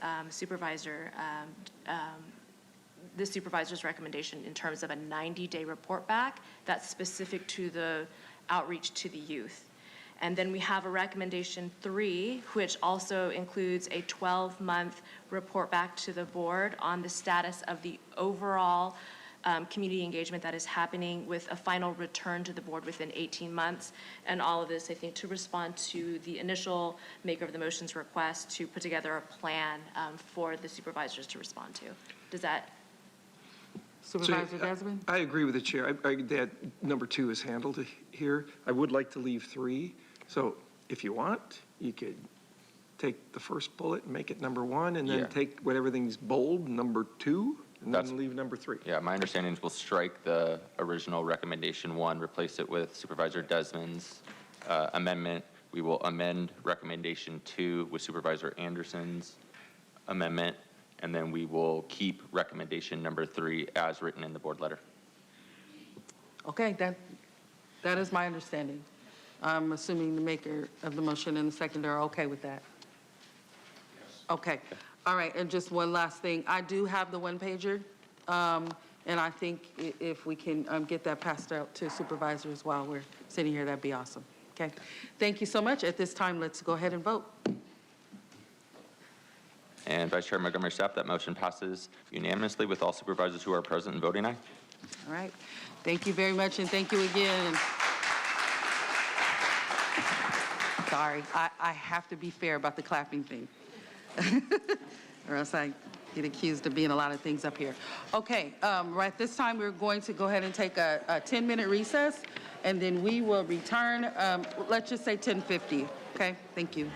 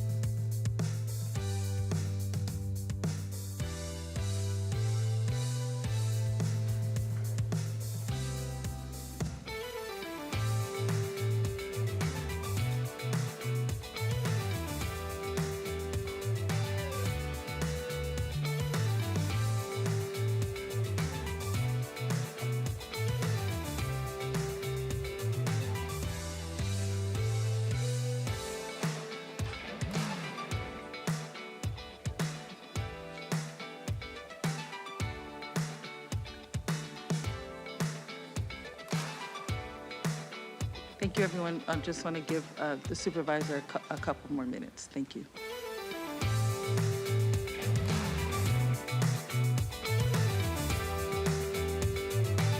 Hi, Vice Chair, I'm here. Thank you so much, Chair. We are waiting for Supervisor Anderson. We'll get started as soon as he walks in. Thank you so much. Thank you.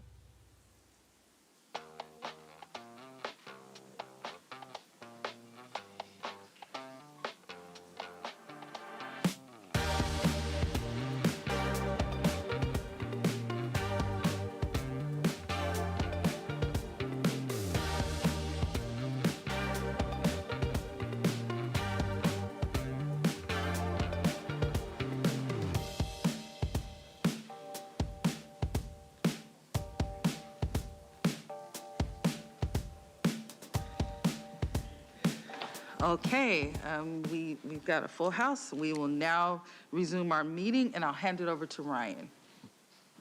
Thank you, Vice Chair Montgomery Stepp. I'd like to note for the record that Supervisor Lawson Reamer is participating via teleconference under Section 54953C of the Brown Act. As such, all votes will be handled by a roll call vote.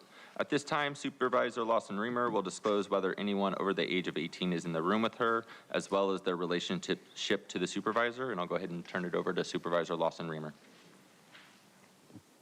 Thank you, Ryan. Thank you so much. Megan Elledge, my chief of staff, is over the age of 18 in the room with me. And my baby is under the age of 1 week and is also in the room with me. I will be participating remotely for a limited amount of time today. And Vice Chair Montgomery Stepp, I just wanted to say I'm so grateful that you stepped in on such short notice to chair yesterday's meeting. And I would greatly appreciate it if you could continue to chair. Thank you so much, Chair. You sound really good, and I'm happy for you and with you, and I'm happy to continue to chair. And congratulations again. Acting Chair, can we all just make a quick comment? That's an awesome photo. And just get it off the table. Tara, you look terrific in the baby. I'm so happy for you. It's Joel. Thank you all so much. I really appreciate it. Yes, thank you. And I want to go, we're going to go to then our next item. And Supervisor Anderson, we had a quick discussion at the beginning of this meeting about whether we can hear them concurrently. I wanted to turn it over to County Council to try to get that to be possible. Thank you, Vice Chair. Yes, both items 24 and 25 can be heard concurrently, and they can also be discussed together. However, they will require separate votes. So if there's consensus reached, a motion can be made for one item to be moved, which would make the other item unnecessary. Okay, great. So I think what I would like to do is, one, I'm going to turn it over to the chair for introductory remarks, and then I have a few remarks for item 24.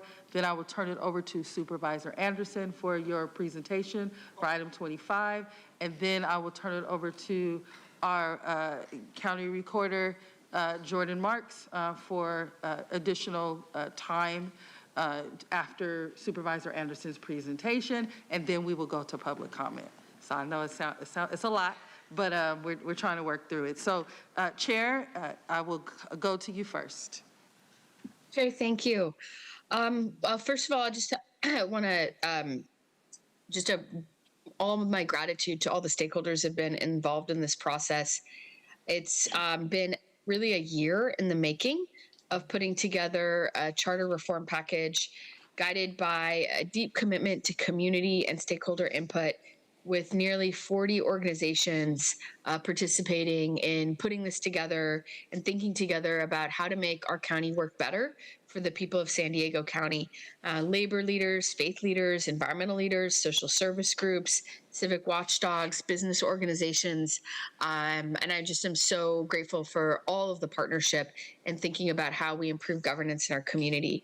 In an era with just such significant diminishing faith in government, it's more important than ever to strengthen our oversight and public accountability tools. And this package does exactly that. An independent ethics commission, an independent budget analyst, a program auditor, public accountability for senior leadership, and a term limits framework that aligns with the statewide best practices. So I know we are at a second reading of this item, but I am grateful to everyone who has thoughtfully engaged with this process, and I urge us to vote yes again. And move forward and put this on the ballot. I do want to take a moment to acknowledge the alternative proposal put forth by Supervisor Anderson in rather a hasty manner in response to the proposal that we developed over a year of coalition work. And I think the haste is reflected in the quality of the proposal. I think the competing proposal from Supervisor Anderson on this dais eviscerates the hard-hitting, real provisions for genuine reform, transparency, and accountability that this coalition has been calling for for frankly decades. And that is really not what our moment calls for today.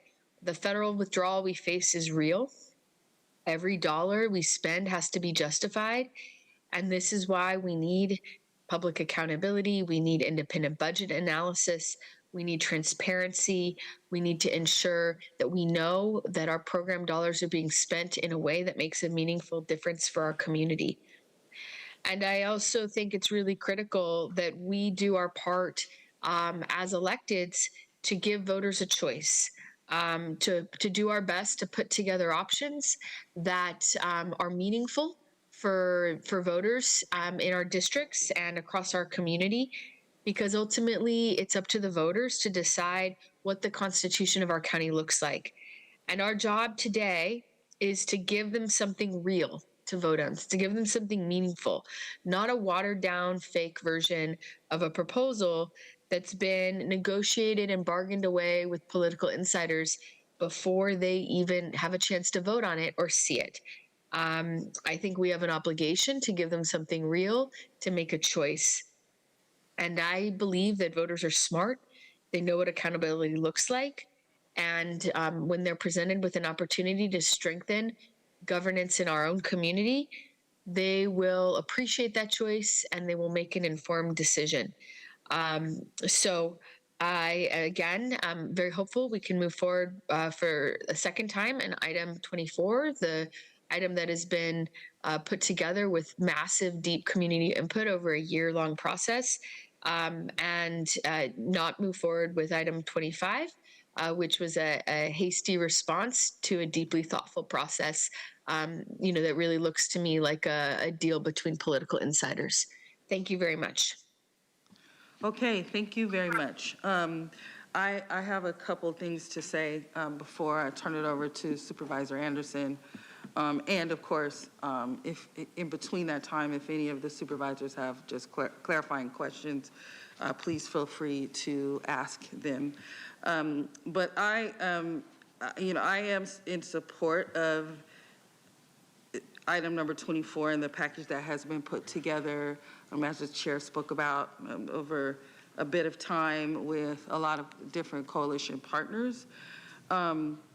But I do have an amendment to that proposal, and I want to talk a little bit about what it is and why, and it does have to do with the term limits piece. I can sit here and say, and the chair, just having been a supervisor for about 2.5 years now, not having a full first term, coming in through a special election, that it really does take a long time to get things done in these seats. I can think about Troy Street, for example, because we included robust community outreach. We had to go through the federal government. We had to go through the state government. We are just now breaking ground on the project that I started at the beginning of my tenure here as a supervisor. And we will not be done with that project that will provide housing for members of our unsheltered community until next year, right? After, prayerfully, if the voters say so, after the first year of my second term.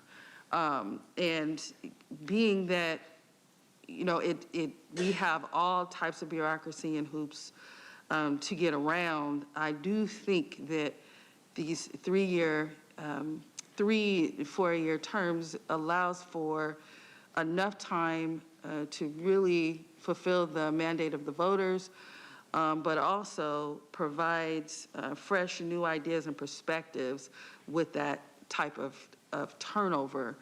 I believe this actually makes sense for all of the countywide electeds, principally. But what I'm having issue with, and kind of taking a little bit of issue with like the chair said, our second reading of this, is that these term limits actually cannot be imposed by whatever we do on this board for those countywide seats. The treasurer, tax collector, the sheriff, the district attorney, and the assessor, recorder, county clerk. Without a change in state law, those changes do not happen at a county level. So although in principle I do agree with them, I do think in my conversations over the last 3 weeks and with additional input that I want to be clear and truthful with the voters, and we're going to them with things that they have power and control over with their vote. And unfortunately, this part of the proposal actually does not do that. So I know that at the state level, actions have been tried to limit those terms, and it just hasn't happened yet. And so until, I'm in principle, I want to say, like, I support that because I do think it is enough time to fulfill initiatives that our constituency has brought us here to do at every elected position in this county. But we don't have control over that. And so I would like to propose a friendly amendment to to the chair's proposal, and I'm going to ask Ryan to put that up. It is to remove the references to term limits for the treasurer, tax collector, the sheriff, the district attorney, and the assessor, recorder, county clerk's office. Oh, okay. No problem. Supervisors, give me 1 second. So as you do that, I'll just say this would mean amending the resolution and the ordinance and taking first reading of the updated ordinance with a second reading of the ordinance scheduled for June 25th. And so it's a pretty long motion. So I can start to read it, but. May I yes. Make a recommendation? That is in my proposal. What may be quicker is I present the proposal, we come back to your amendment, and then if there's any other good ideas that I presented, we can do them all together or not. That way we're moving forward with it, if that works for you. Because I'll be the first to say, I had no intention of writing a charter reform. So I'm not going to dispute that it was done quickly. But if we all decide on it, we're going to want to decide on the languages that we're moving forward with on whatever changes are accepted. I would just say this, because we have to do 2 separate votes, and I am in support of item number 24. I thought we were going to have the vote at the end. We are, but we have to do 2 separate votes. We have to do, as county council said, we have to do a Right. vote. What I'm saying, though, is you may like one more idea that I present, and you may want to amend 24 with more than one idea. For example, under the same rules that you're stating, it allows us not to live in our district. 24 does. So we could live in Riverside or TJ, we could live anywhere we want, and that is just like what you're presenting. We don't have the authority to do it. State law would have to be changed. Excuse me, yes, Supervisor Anderson I think is saying some things that are not correct about my item. Can we turn that to county council? He just made a factually incorrect statement. Like a factually incorrect statement, not a matter of opinion. Well, I'm going to have county council answer just. He said that the item, item as written would allow people to live outside their district. That is factually incorrect, untrue, and I will leave it to county council to further clarify. If I may, we asked county council for a side-by-side. It was in a side-by-side that was presented. County council?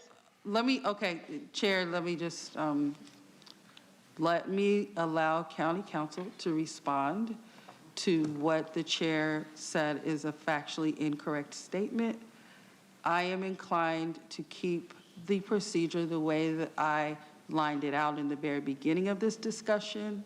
I am in support of item number 24 with this amendment, and then we can move forward after that, okay? So I'm going to go to Ms. Hoffman.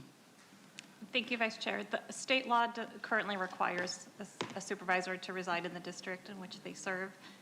The change to the charter that's proposed aligns with the state constitution, which does not require that. So if there ever were a change in state law, it would pave the way for a supervisor to not have to reside in their district. But if this charter amendment were to pass at the ballot, it would not immediately change that requirement. Okay, and let me just finish, because I think But that's what I for the said. record, I need to read the rest of. Oh, go ahead, Ms. Hoffman, go ahead. Basically, state law would need to change to allow a supervisor to reside outside of their district. Just like the So the sheriffs and the requirement rest. is in the charter. It doesn't need to be, it's in state law. So if state law were to ever change, the charter would not prevent it. This is again. I just want to clarify. Thank you. I support the vice chair's approach. I was just offended by a mischaracterization of my item, but I support the vice chair's approach. Yes, So thank you, council. Yes, and again, we're going to have plenty of time for discussion. And I just think we need to follow.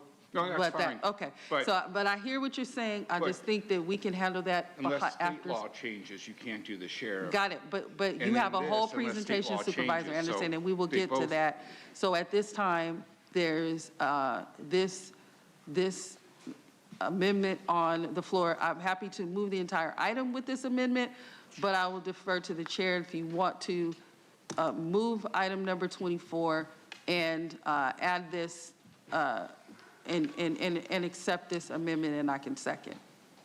Yeah, I'm as you wish. I appreciate your work on this, Vice Chair. I think your reasoning is very sound. And I appreciate the point. I think it's a delicate balance. I agree that in principle, it makes a lot of sense that all of the countywide offices should be subject to 3 terms. Or at least the voters should have the opportunity to decide whether we'd like to align all of the all countywide offices, the DA, the sheriff, the treasurer tax collector, all of the supervisors with 3 terms, as exactly as you outlined. I think that is the right balance between stability and opportunity for turnover and new ideas. And I think that's true for all countywide offices, from the supervisors to the sheriff to the DA, as I said. But I also did have the chance to consult extensively with the coalition over the last few weeks regarding the specific point upon the request of a couple of our countywide electeds. And a number of people did express willingness to kind of take your approach, Vice Chair. So I would be happy to accept your friendly amendment, or if you want to make the motion. But either way, I think it's wise. I think it makes sense. And it's certainly, the coalition folks who I spoke with were struggling with the same kind of challenge of wanting to put these term limit options to the voters, but also acknowledging that there would be a real uphill battle in state law to make that happen. So if you want to make the motion with an amendment, I will second it, or I can make the motion and accept your amendment. So I defer to you. Okay, I'll take that as a motion and I'll second it. Thank you. Okay, and so now we are going to move to Supervisor Anderson. I see you're on the line. Oh, yes, I'm sorry, Supervisor Desmond. I'm sorry, I didn't push the button, but, okay, this is the first time I'm seeing this. Yes, yeah, and it's long. And I would like, I guess, if our council could give me a summary. I read it, it's pretty small from here. It'd be nice if I had it in front of me, and I hate these long amendments right during the meeting from the dais. So we have to decide on it. So I was going to ask the county council, could you summarize what this is? Let me read it. We'll get you a copy. Part of the reason why it's so long, it's not the actual language and the change in the proposal. It's just all the procedure that we have to go through because it's a charter amendment. So let me just read it out loud. I was trying to avoid that, but I'm happy to do that. Does this change the ballot language at all? Yes. So can we get that up here as well? Yes, and we can provide a copy to you, but the ballot language will also be included in the second reading, provided this passes in the second reading on June 25th. We're voting on it So today, I will, per your request, let me read it. 1, adopt a resolution entitled Resolution of the Board of Supervisors, amending resolution number 26-024, proposing amendments to the charter of the County of San Diego entitled A Transparent, Accountable, Modern County Government. 2, approve the introduction of a revised ordinance, first reading, amended from the ordinance that was introduced at the April 21, 2026 meeting entitled An ordinance called a special election to be consolidated with the statewide general election on November 3rd, 2026, for the purpose of submitting to the voters amendments to the San Diego County Charter entitled A Transparent, Accountable, Modern County Government. Submit the revised ordinance for further board discussion and adoption, second reading on June 25th, 2026. Authorize the chair to file a ballot argument and any rebuttal, and to determine other voters and/or associations that may join in signing. Direct the chief administrative officer to provide residents with impartial, factual information regarding the proposed charter amendments and their potential implications for county governance. These efforts may include, but are not limited to, an impartial website summary, public forums, social media, tele-town halls, and other forms of community outreach designed to ensure residents have clear, accessible, and current, accurate information to make an informed decision on the proposed measure. Direct the chief administrative officer, and this is number 6, direct the chief administrative officer, county council, and the clerk of the board of supervisors. This is all the revisions that you're proposing with all these strikeouts here? You got to be kidding me. And this is the first time I'm seeing it? There's going to be a second reading, sir. There's going to be a second reading. Okay. I'm sorry, but I'd I like to couldn't see no share more with than you based 15 on the words. Brown Act. You know, I would love to be able to share, but I can't because we're prohibited and I don't want to end up in jail. So this is this is how we have to do it. No, we can't though. The Brown Act is very clear that we cannot do that. So I'm sorry about that, but this is what we get paid. We actually do. There's a lot of elected officials that don't get paid. We do. And so this is part of our job, I think.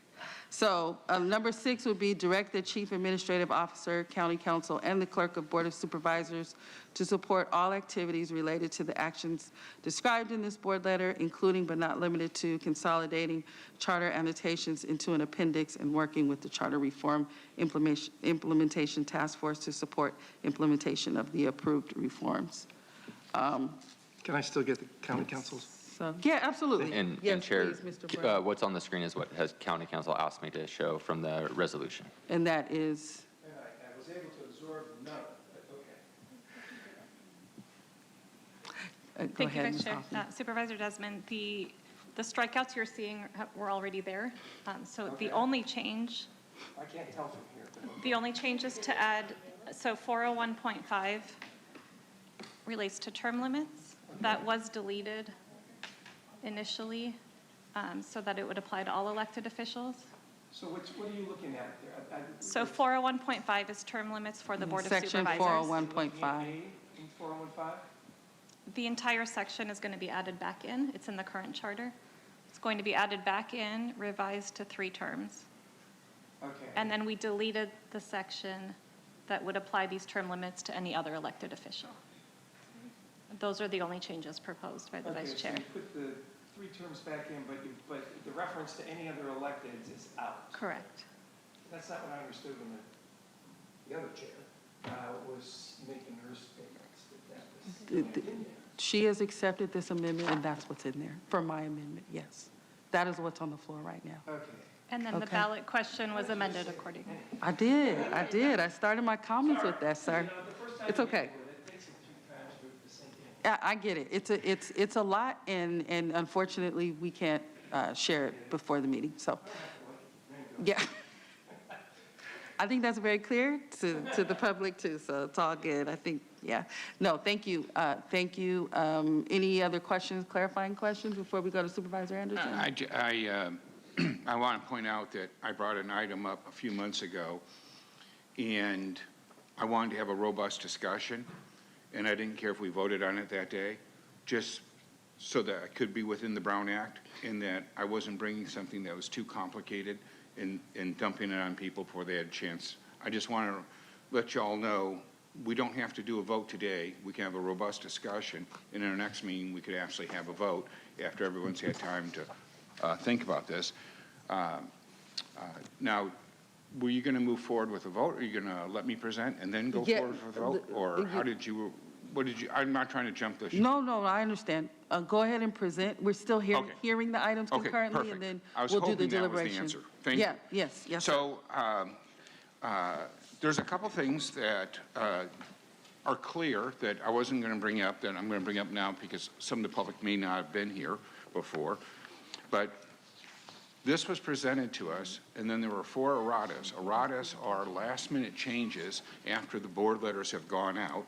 The last one I was given prior to coming onto the dais, I asked that we have time to read it, and could we postpone the vote to the following day so that we would all have time to read everything that was in this? And I was told no. The chair said, no, she's going to move forward with the vote. Not this chair, the chair on the web. And then I said, well, my constituents like me to read things before I vote on them, and I have absolutely no time to read it. And I was told to write my own if I didn't like it. So that's why we're here today with item 25. I wrote my own. I also, in that meeting, requested that we get a side-by-side document showing what the current charter was and what the changes were. And so we requested that on the 21st. We received it on May 11th, a week ago, and it came confidential, which is not helpful because I had requested that I have something to send to my district so people could respond and they would know. Fortunately, we were able to get that and we're allowed to send it out. I know that we had a year to work on this. This is probably the most important vote all of us are going to take because it's a charter change. I know that the chair had been working on this for a year, but even today, we're learning about things in it that aren't absolutely correct. So if we could put my slides up and start with slide 1, and I'm going to go through these a little bit on the fast side. I took the 2, put them next to each other. So when it comes to definitions, no change. Suspension of officers, no change. Fire authority, no change. Community advisory board, all that language in the charter that's been changed, we agree with. If we could go to the next one, please. A county ethics commission, absolutely, I agree, we need this. Right now, we don't have, and if you wanted to file a complaint, there's no place to file it to, so we need this. I was surprised to learn that we didn't have something. The next item, the auditor spending data, no change to that. If we could go to the next item, the political activities in section 914, no changes. Appointing officers, no changes. And then when we get to slide 4 here, we start to get some changes. So this extends our term limits to 3 consecutive terms, not have to be consecutive, but 3 terms total. And I don't have a problem with that. I think that mirroring legislative terms makes good sense because hopefully we have a relationship like earlier today with Assemblywoman Patel. She wanted to be involved with ours, and that interaction with the state is good sense. The issue that I have is Assembly Bill 428, enacted in 2021. County staff or county council has interpreted it in one way, but state legislative council has interpreted it in another way. So here's the issue. If it's taken to court to be decided, there's a chance that we could get 1 extra term or we could get 3 additional terms. And I don't think that anybody on this board intended to be on this board for 20 years. And that's what it would give us. And so I thought, why confuse it all? Why don't we just change it to say all newly elected would fall under the new charter rules. And by the way, this is how term limits have been done throughout California. This is the first time it's ever been done retroactively. And I want to remind you all, our original term limits, SEIU put it on the ballot because they had grievance with the current supervisors. Those current supervisors, I think there were either 16 or 20 years in office when that term limit came in place. if they thought it was constitutional, they would have made theirs retroactive, and they didn't. So until a judge intervenes on this, I think, why have all this controversy? Let's just remove it. If it's good government, it's going to be good government. But under this provision, a judge could rule that we have 3 more terms. And for my case, that'd be a 20 or 20 years. Same with supervisor Lawson-Remer. So that's one of my first changes.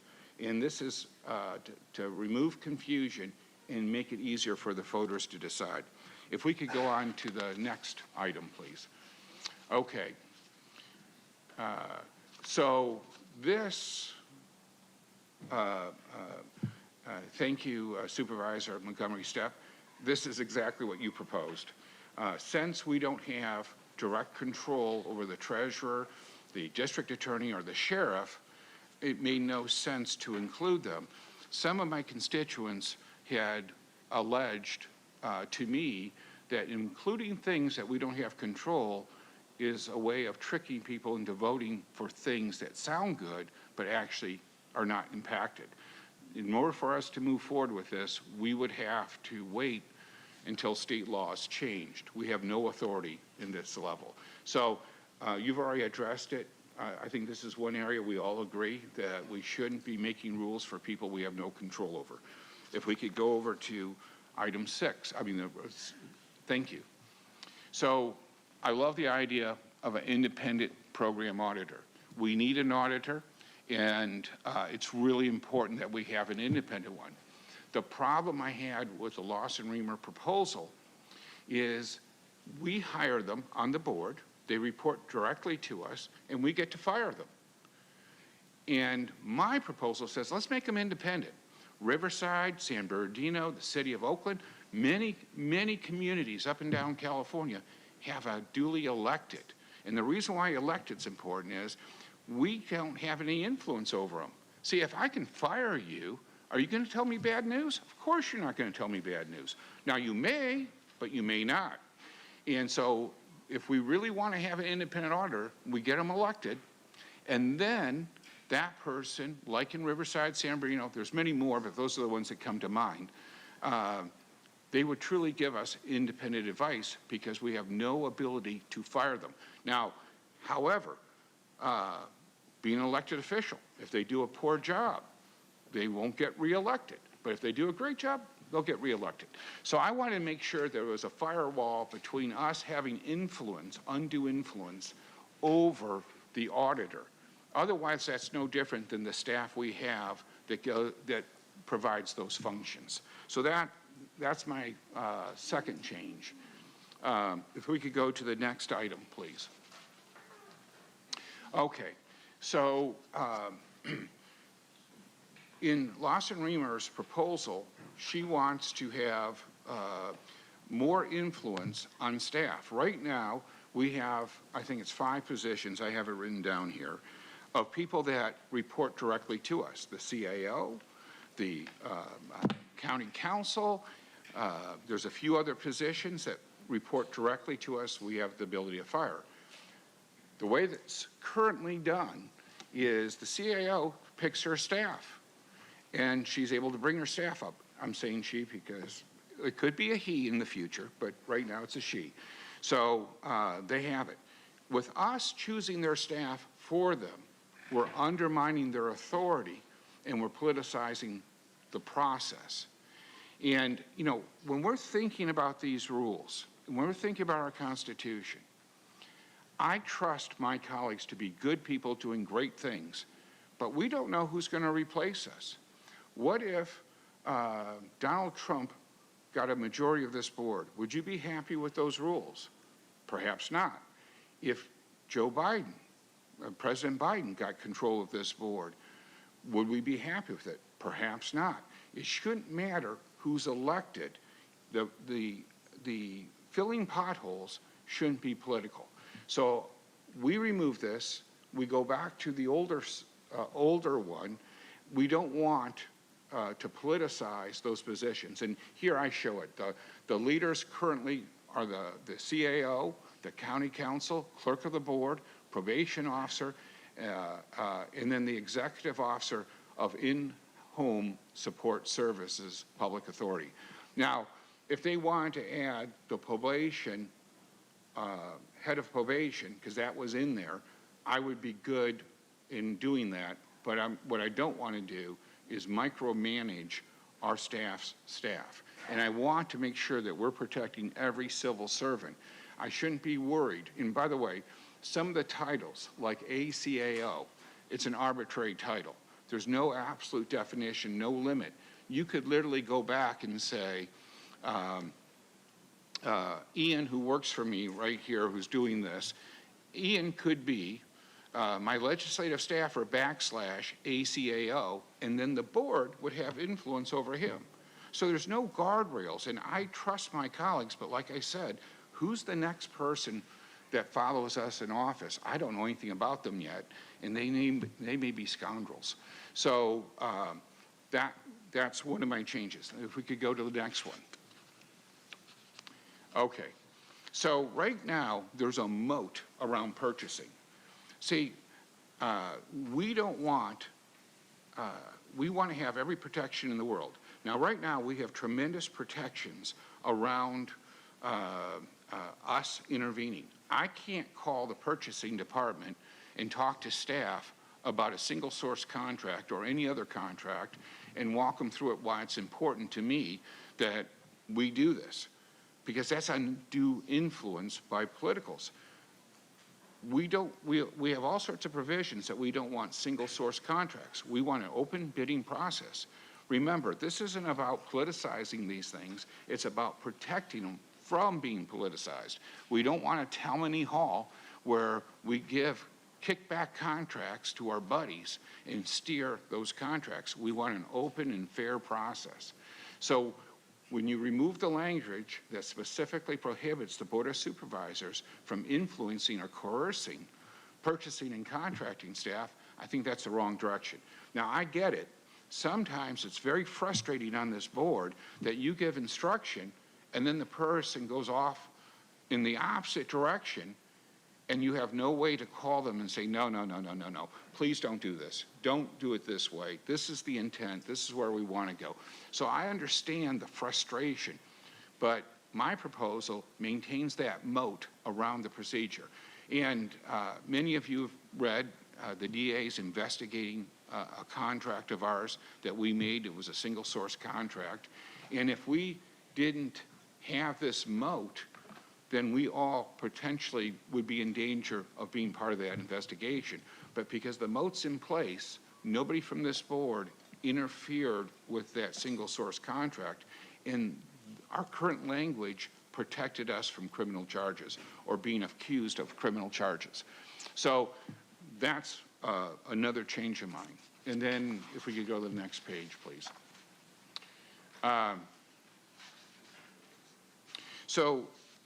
Right now, we have a rule. If I call and I say, I got this great idea, I think we should make all the cups in the county green, I can go to staff and I can say, staff, I'd like for you to do some research on this subject. They can only spend 8 hours, then they have to come back to the board. If I want to do more research, I have to have my colleagues agree to that research. That way, right now, it protects staff from having 5 bosses who are having them do their personal interest, but not looking at the overall interest to the county. The current proposal loosens those limits on the Board of Supervisors' interactions with civil servants and allows the board to provide input on hiring and dismissal of officers' employees. Mine would protect the civil servants from interference by politicians and provide the added protections, potential interference with purchasing and contracting. I'm proposing we don't make any changes to it. The changes they're making would allow them. So can you imagine if I have the ability to influence whether you're hired or fired, and then I'm coming to you and I'm an elected official? I'm not saying anybody on this board would do it, but you don't want to have undue influence on the machine of government that fills your potholes. You want to keep it protected. Our job on the board is to set the bar, and then it's the staff's job to achieve the bar. They're the ones that climb the mountain and make it happen, and we give that direction. This lets elected officials be more micromanagers and more controlling of the administration. Now, at first light, you think that's good. If, you know, we've all had a good boss, and we think they're terrific, but what if you have a bad boss? What if you have somebody on this board that's absolutely kooky, and they want to have every stray dog researched by county staff? There will be no protections for the institution. So that's why I reverted to the original language. If we could go to the next page, please. Okay. So just like in the earlier one, in Lawson-Reamer's proposal, it removes the requirement for supervisors to reside in their district they represent. So you literally could live in Orange County, Riverside, Nevada, Tijuana, Mexico, anywhere you want to live. Now, that is not something the charter can do alone. It requires state law change. And when people said, well, you know, you're exaggerating, I took it from what county council gave us is what was in it. And I trust the council gave us good advice, but I want to remove that. I think that it's really important that supervisors live in their district, feel the pain their constituents feel, and the joy that they can rejoice together. So that's another change. And this doesn't do anything unless state law changes. But why have it in there? Unless you want to live outside your district and you don't feel that you need to be part of the people that you represent. And I think that's a mistake. So if we could go to the next one.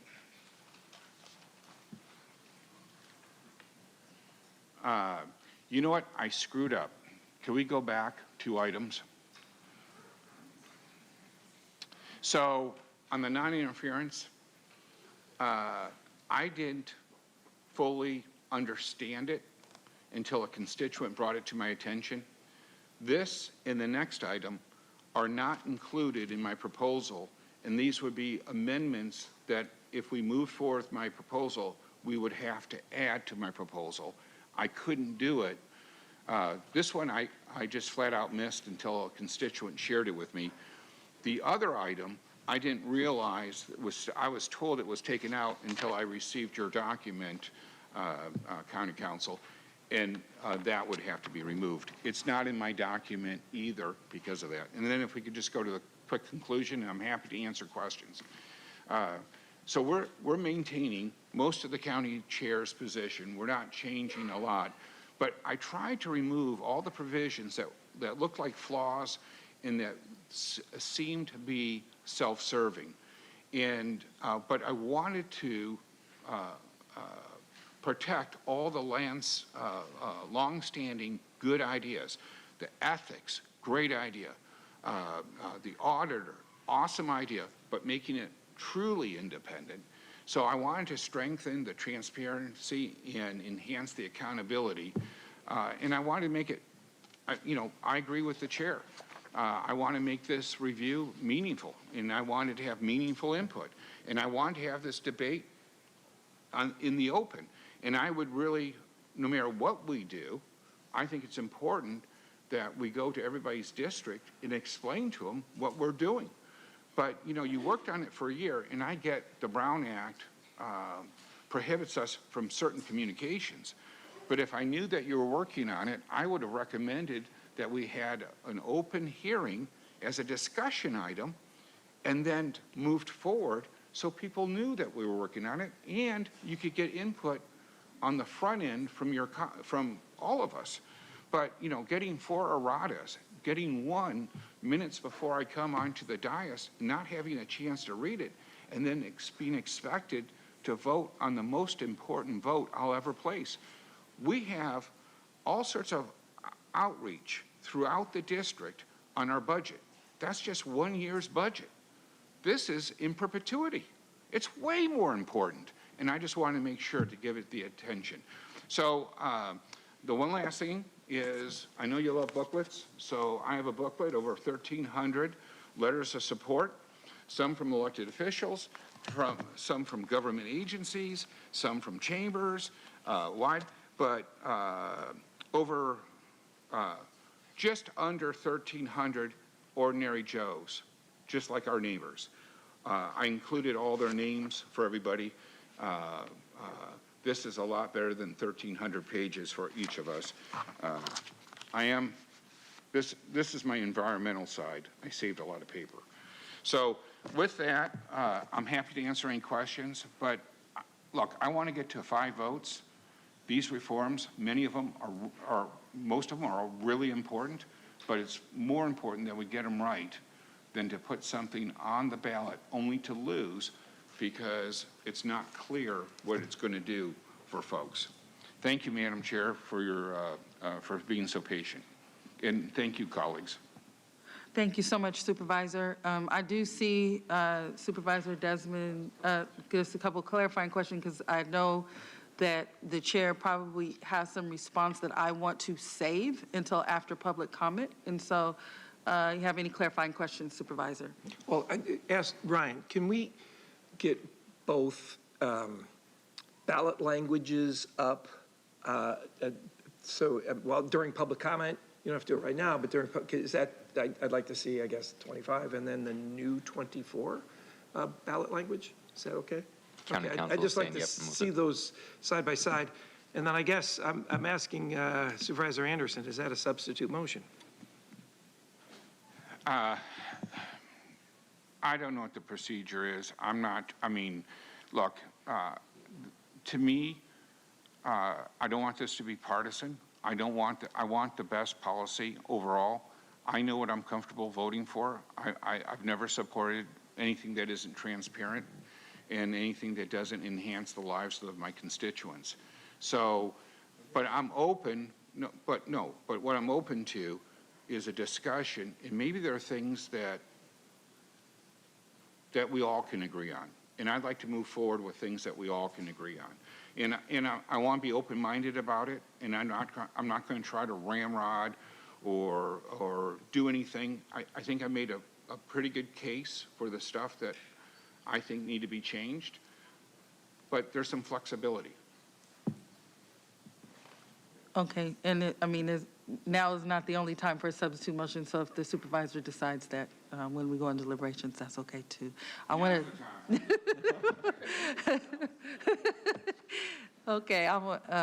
to turn it over to our recorder clerk. You'll say your whole title because it has 5 different parts of it. Our Jordan Marks. Wait till they throw in Commissioner Civil Marriages somewhere in there. So, good morning, Vice Chair Montgomery Stepp and Board of Supervisors. My name is Jordan Marks. I'm honored to serve as the San Diego County Assessor, serving alongside 450 amazing public servants in my department. I'm a licensed attorney, a taxpayer watchdog, and one of the county's 3 constitutionally protected countywide offices with the district attorney and the sheriff.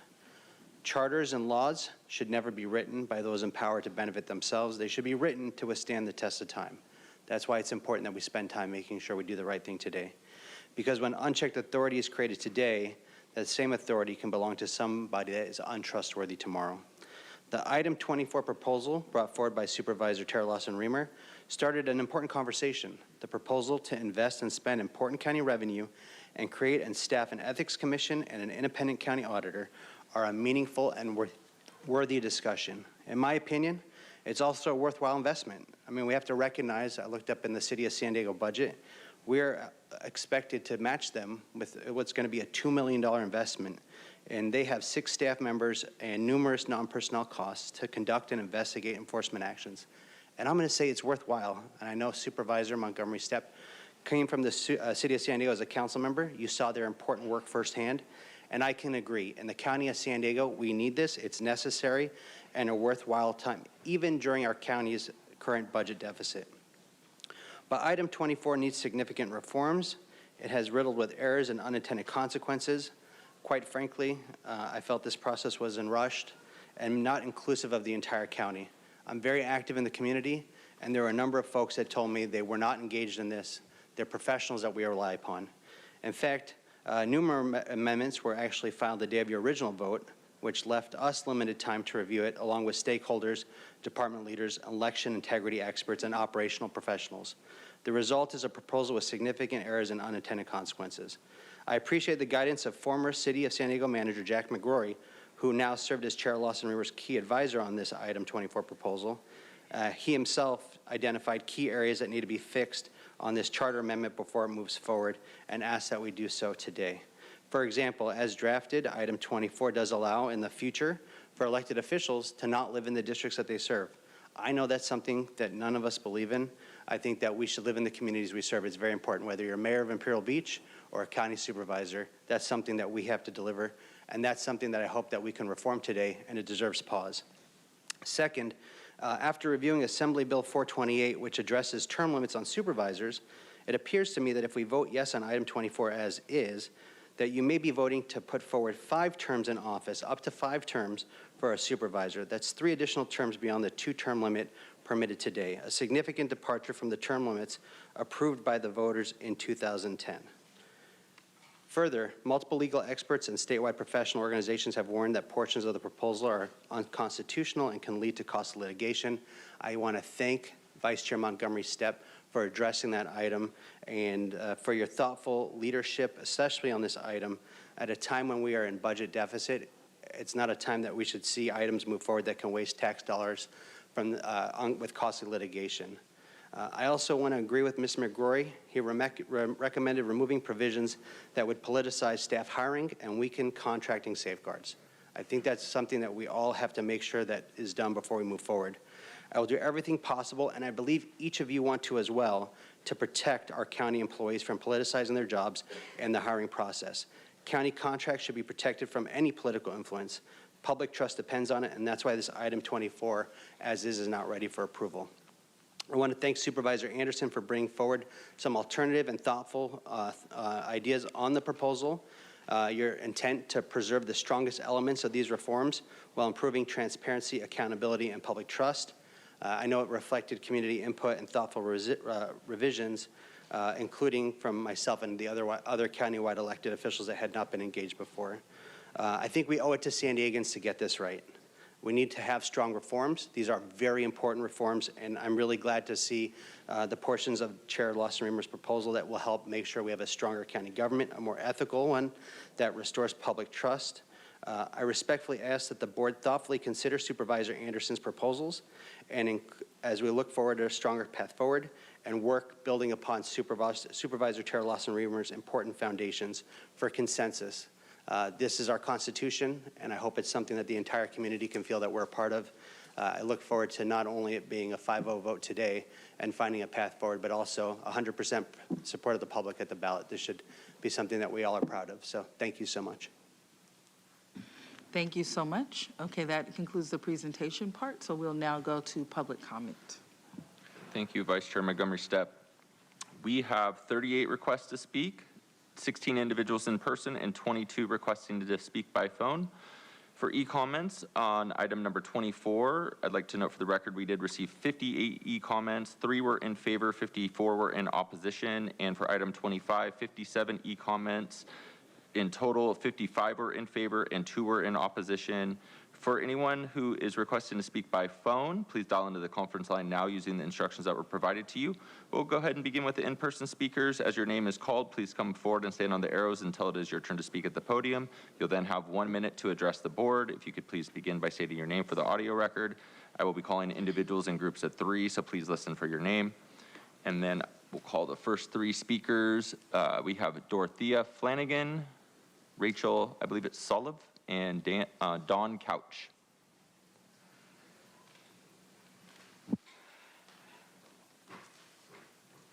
One minute, I could talk a half an hour on this. Did I start? Ready? If you start by your name, stating your name, please. I'm Dorothea Flanagan of District 5, North San Diego County. I'm Bonsal's unpaid independent auditor, investigator, protectorate of the scenic beauty and a 44-year resident of cleaning up the whole place, even hiring men $40 an hour to do what I can't get the county to do. Just so you know where I'm coming from. I have a desire to get full disclosure out of politicians and the community sponsor groups. Our sponsor group, the Bonsall community, violates this Brown Act 7 times, okay? And I'm fully qualified to know this. That was my expertise. That is what my degree was all about. There's no disclosure about billboards coming in. Thank you. And then Rachel and Dawn, you can go ahead and line up on the arrows. Thank you. Good morning. I am Assistant District Attorney Rachel Solov here on behalf of DA Summer Steffen. The DA has the responsibility to protect the rights of all communities across the county, and that begins with ensuring our charter reforms are honest, transparent, and lawful. Both proposals have some very good ideas. Item 24 has the really good proposal for an independent ethics commission, though we would suggest that our statewide expert on ethics and political corruption be included in future development of the commission to make sure it's truly independent. Item 25 protects county contracting and purchasing functions from interference by supervisors and political influence by allowing professional staff to do their job independently. It also brings clarity to term limit language by accurately stating the measure is expanding term limits as opposed to setting term limits, which could be misleading to voters. Finally, we appreciate the Vice Chair's amendment, which removes the language about the constitutionally elected offices.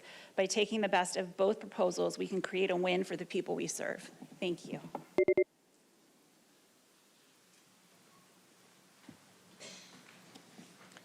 Good morning. My name is Don Couch. And in a way of background, I have 9 years experience as an executive assistant to the mayor of Maui County, and I'm 6 years experience as an elected county council official for the county of Maui.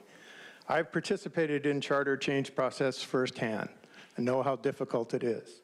One thing we did in Maui County is had a charter commission that was full public, and they took the year to come up with the proposed changes instead of a single member coming up with a whole bunch of changes that you have to read in one meeting. That's kind of crazy. The big thing here is the bundling. The bundling is a problem. You put everything in one. There are some good ideas, some bad ideas. Let's put some related items together and have the voters have a little bit more of a choice. Each measure is significant enough almost to stand alone. I do want to talk about the term limits.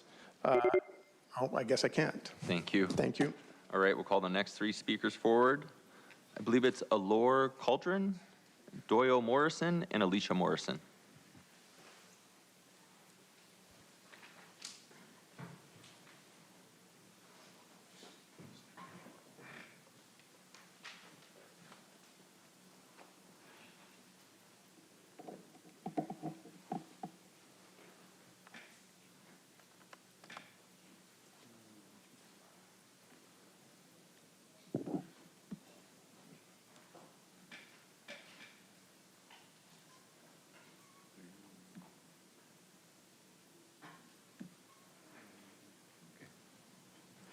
Alicia Morrison, where is the need for an independent ethics oversight?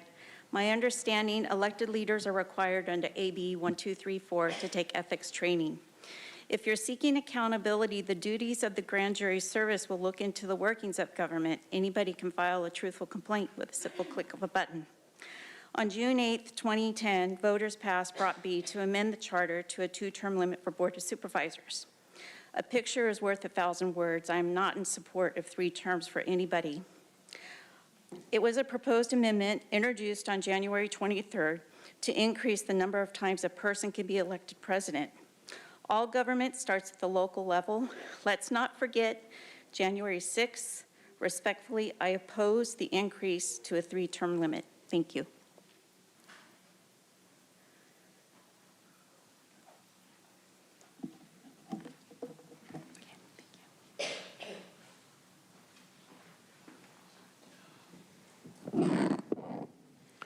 Doyle Morrison. I believe in transparency, accountability, independent oversight. They're all great. However, with transparency, how many surveyed supporters have changed their status to opposed now that they realize the increase of current term limits was incognito? With accountability, the independent budget analysis and independent program auditor shall serve at the pleasure of the board in an unclassified service and may be removed at any time by a majority of the board. This dilutes accountability. Independent oversight, most reasonable people think that independent oversight is performed by an outside entity that can analyze and audit with impunity. But the board will appoint the independent budget analyst program auditor. I already question impartial independent results, and appointments aren't even pending yet. If this manages to get on the ballot, the voters will have an opportunity to evaluate your transparency, hold you accountable, and act as your unified independent oversight and vote it down. And we will have expended our tax dollars and have no deliverable benefit. Thank you. Thank you. All right, we will call the next 3 speakers forward. Oliver Twist, allegedly Audra, and Karen Fowl.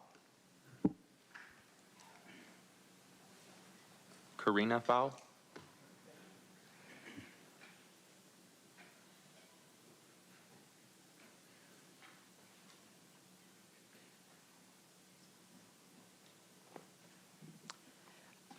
Hi, good morning. Oliver Twist here. And when you talk about robust community input, what you really mean is what I call the Hue crew of special interests. They're the ones that showed up and filled the room on the 21st. What this has led to is a circular economy where you feed them dollars and contracts, and then they show up to show support for the things that you want. Again, the self-serving loop has actually increased our budget now over 5 years by 33%. This is unsustainable. I've been sounding the alarm. This needs to be reined in. Your changes and reform, air quote, reform, do not. Next, Jack McGrory, the infamous charger ticket guarantee. Look where that got the city of San Diego. Independent oversight, that's the foxes watching the hen house. You need, especially with Tara's accusations about quid pro quo. Lastly, no queens in San Diego. This deal stinks worse than the Tijuana sewage. Thank you.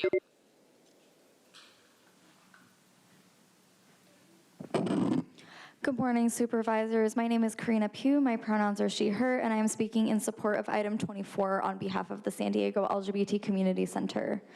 This proposal represents an important step towards strengthening transparency, accountability, and good governance at the county level. County residents and taxpayers deserve clear, accessible information about how public funds are allocated and spent, and this proposed ballot measure would provide greater transparency to help ensure that accountability. The creation of an independent budget analyst would also provide county leaders and the public with access to objective, nonpartisan fiscal analysis to support informed and responsible decision-making. Since 2004, the City of San Diego's independent budget analyst has served as a trusted source of factual budget information for both policymakers and residents, while also contributing to improved budget oversight and public engagement. Establishing a similar office for the county has the potential to create those same benefits here. Ensuring voters can weigh in on these measures that strengthen transparency and public trust is essential to good governance. Thank you. And we'll call the next the next couple speakers, Park Troutman and Michael Brando. It's like watching Jerry Springer. So crazy. It's like, we could make it even more fun if you guys had like water balloons filled with, I don't know, sewage from the Tijuana River Valley. Joel, you know that Jezebels are going to castrate you and Jim, as they always do. I don't know if you could just ask to make a motion to give your balls back, because like none of this is going to be beneficial to the people. The racket's still gonna go around, even if you get what you want. But you know those ladies don't wanna do that. You know? I mean, it's obvious the way there's like shit throwing going on. That's why it's like Jerry Springer. It's really sad, because you guys should come together and be like, how are we going to work together to change this, to make it so that everybody gets a chance to add what they want? Instead, unchecked authority is taking place. It's so sad.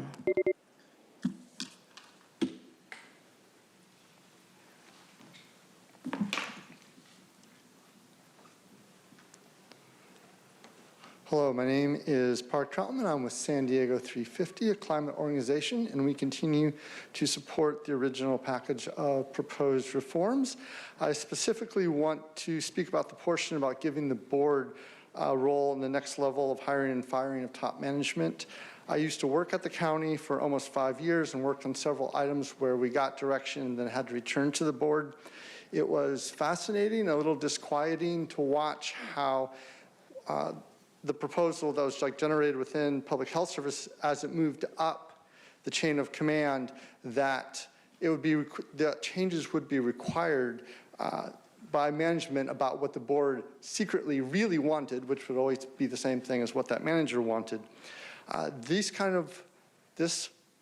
proposal to change the hiring and firing, giving the supervisors a role, helps ensure that everyone is on the same page. Thank you.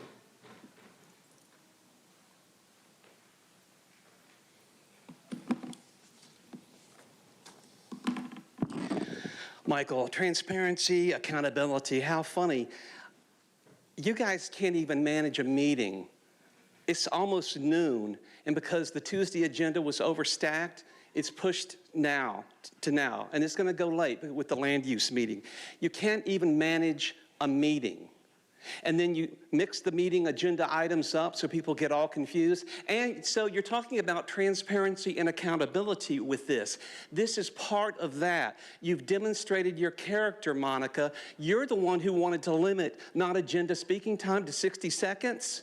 So this show that you're putting on is a bunch of lies. Each one of you have things against you that you've proven by your character. We've got Paloma over here who intimidates people at Sandag, intimidates speakers, and you're trying to cut me off now. Go ahead. No, sir, I paused your time. I want you to have your full amount of time. I just would please ask that you stick to the item. I understand you have opinions. I would just try to rope those into the subject matter. And that proved that you're digging your hole deeper. How good can it get? You're in trouble. Next three speakers are Mary Soriano, Portland Bates, and Matthew Gardner.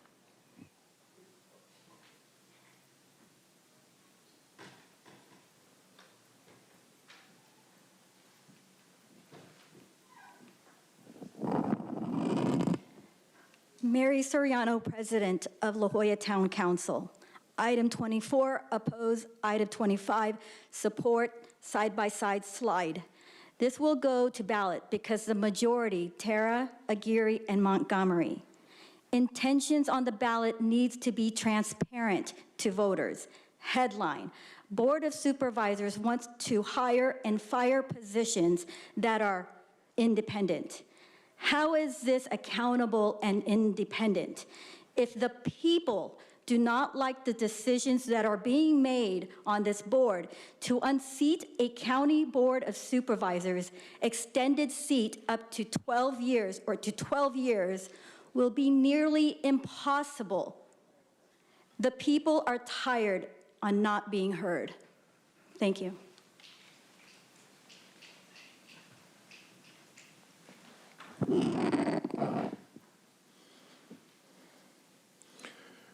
Hello, I'm Portland Bates, the President and CEO of Lemon Grove's Chamber of Commerce. I'm here in support of item 25. My favorite quote is, "The noblest motive is the public good."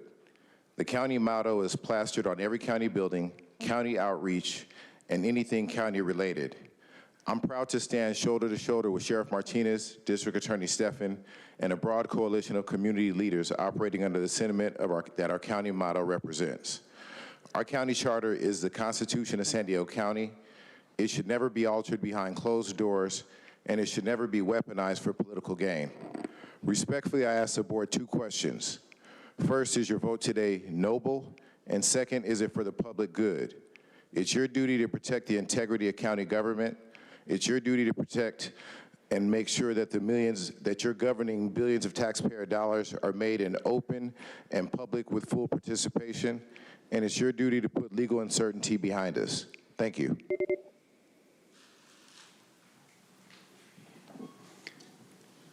Hello, thank you. My name is Matt Gardner. I am a board member of the Mission Beach Town Council, but speaking on behalf of the general and business communities here in San Diego. And I do have to say this, I am in support of Mr. Anderson's proposal here, and I believe it keeps all the best parts of item 24, but keeps the best parts of protecting the public good, protecting the public interest, and the safeguards that are there. You know, when 5 people vote on increasing their own power and taking off their own limiters, that really is an egregious thing. I think if anything, if you pick and choose the best of what is there, the power that is necessary to complete your job, that should be for future generations and not for your own. Those limiters are there for a reason. In Montgomery Step, Supervisor Montgomery Step, you mentioned earlier, you do get paid for what you do, and it is a hard job, and I recognize that. And that hardness is there for a reason. The difficulty is a proof of if your ideas are good enough to convince everybody as a pool of supervisors, if it's worth doing right, and it's worth doing hard. So please follow Joel Anderson. Thank you. Thank you. I'll call the final in-person speakers. Nadia, I believe it's Moshryan, and Summer Ismail. And then recalling Alor Cauldron. All right, good afternoon, honorable members of the Board of Supervisors, county staff, and leadership. My name is Nadia Mushirian Bindarup, and I am the Special Assistant to Sheriff Kelly Martinez. Sheriff Martinez sends her regards. She couldn't be here today, but I am speaking on her behalf. Sheriff Martinez respectfully urges the board to take a thoughtful and measured approach to the county charter reform effort and supports revisions that preserve transparency, accountability, and the safeguards that have long supported effective county governance. The county charter establishes the framework for how our government operates. Changes to a governing document of this significance deserves careful consideration, not only for their intended goals, but also for their long-term impacts and potential unintended consequences. While the sheriff supports efforts to strengthen transparency and public trust, reform should also preserve the protections that ensure county operations remain effective, impartial, and accountable. The sheriff appreciates the opportunity to have conversations and considerations the chair and vice chair have taken to remove the language that voters do not have the power to change at the county level. Thank you.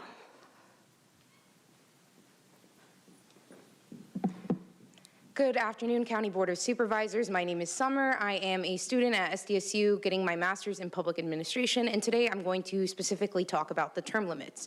I think that the proposal has good intentions. Thank you, Supervisor Joel Anderson, but I think we should acknowledge the work that has been put forth by the current County Board of Supervisors, so why go back to square one? I think it's important, and just because it hasn't happened in the past doesn't mean that San Diego cannot be a leader, as we have been historically in different initiatives. And I'd also like to acknowledge, just because that we extend a term limit doesn't mean that that is a finite reality. The people are always in charge of electing someone, so if the people are capable of putting their vote where their heart is and making sure that our County Board of Supervisors fully represent the people and their interests. And if they don't like how boards of supervisors are acting, that we can mobilize and always use our vote. And that is why we have fought so long to have that. And we want to ensure that our Board of Supervisors reflects the people's needs and carries out what the community wants in an effective manner. Thank you.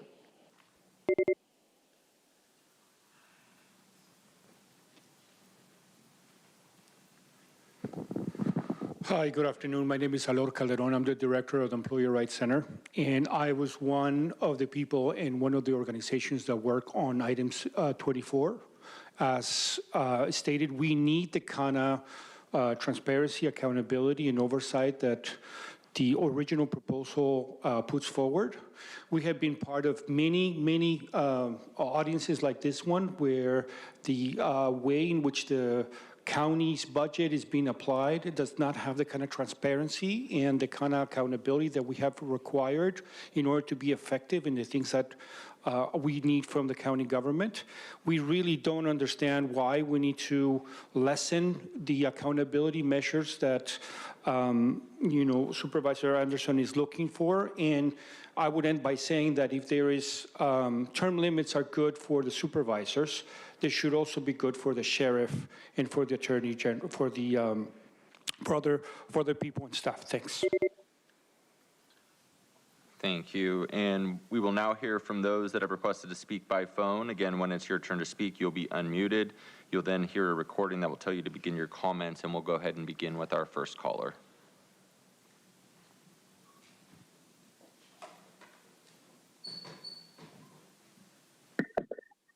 so bold, it would be the amendments make this better and somewhat more palatable, as alternative that is.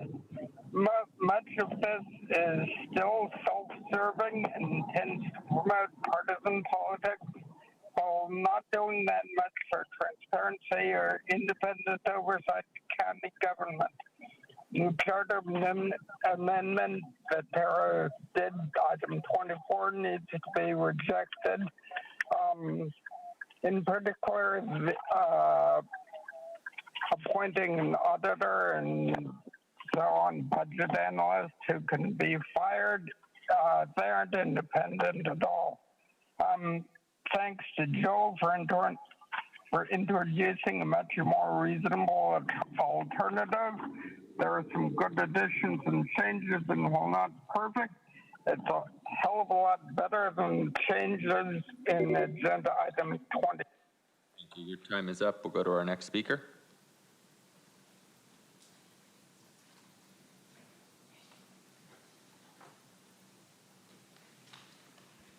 Our next speaker is Consuelo. Your phone is connected. You may be muted. We'll come back to you. Go to our next speaker.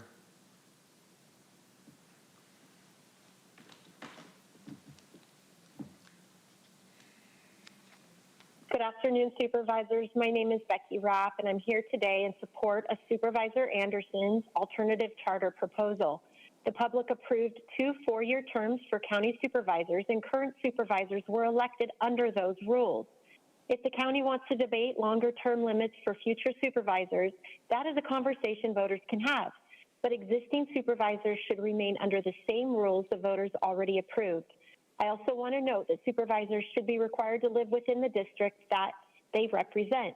Even though state law already established residency requirements, we should not be opening the door to weakening that expectation. I appreciate Supervisor Anderson for listening to community concerns and bringing forward a proposal that restores guardrails, protects independent oversight, and respects the will of the voters. Please preserve the current 2-term limit for existing supervisors and support the revised proposal. Thank you. Thank you. We'll go to our next speaker.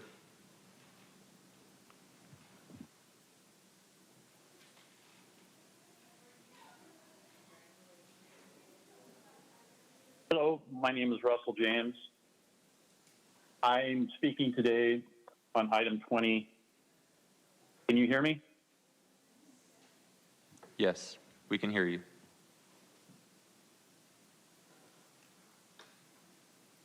I'm speaking today on item 24 and 25. As it stands, what I've seen today, as far as discussion, I think it's pretty obvious that this item needs to be discussed and collaborated on much more before it's in any form to be put on the ballot to the voters. As it stands right now, I would have to vote no on 24 as a voter, and I would support Supervisor Anderson's proposal, item number 25. Transparency, collaboration, and cooperation, accountability all needs to be put forth. There's some very good things in the item 24 that should stay, and thank you. Thank you. Go to our next speaker.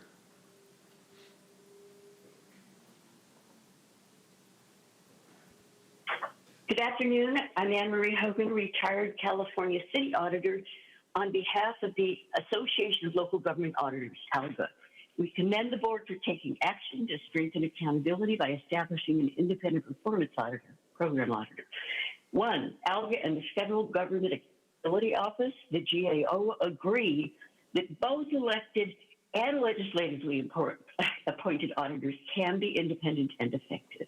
2, the charter must spell out one critical expectation: require the auditors follow generally accepted government auditing standards issued by the Comptroller General of the United States and the GAO. 3, the charter should establish an audit committee with members appointed by the board, collectively knowledgeable about audits and financial performance and governance matters.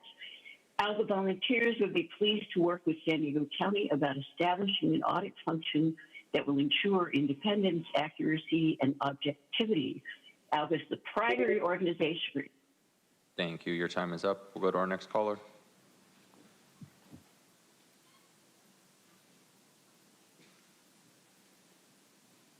It's truth. Today, Tara admitted that the state crazies are going to pass a bill that will finally get the progressive puppets into the sheriff, DA, and tax collector seats. Monica, people don't want you in jail. People want you progressives in prison. This whole thing is a charade of democracy, hence the public getting 60 seconds to address two major bastardizations to our so-called Constitution, allowing foreigners to become supervisors. And that's because Tara is a commie, not a mommy. This is Tara's transparent bait and switch, ensuring her reign of terror is indefinite by openly deceiving voters to get them to crown her county queen. Hashtag no queens. Tyrant Tara and her marionette Manuela and minion Monica are not interested in modernized government. They're interested in a power grab. Their campaign funders, SEIU, that funded the cap on term limits in 2010 to get rid of Republicans, now want permanent dictators. Tara's own staffer said her item was flawed, so nothing should be on the ballot other than Tara for prison 2026. We need accountability for Tara being found guilty of abusing her authority at the part-time lover bar in North Park. Good job, Joel. We'll go to our next caller.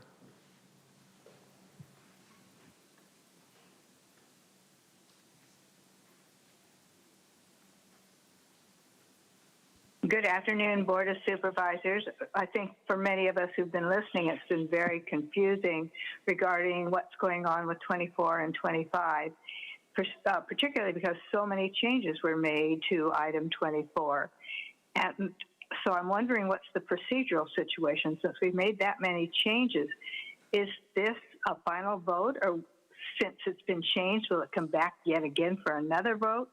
We could use some clarity as for what that means. And I also agree with a fellow who spoke about bundling so many important items together. It's very confusing for the electorate to understand that. For me, the item of most concern is the idea that you wouldn't live in the district you'd represent. That's a serious issue. I can't even imagine representing an area that you don't live in. It's hard enough to even understand the culture and the climate of each of the community planning groups, let alone the area that those planning groups are in. Someone needs to let. Thank you. Your time is up. We'll go to our next speaker.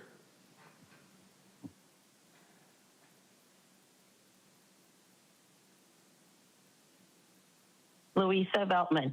Yesterday, many of us rearranged our schedules, took time off of work, and drove to speak, only for the item to be postponed because the chair was absent.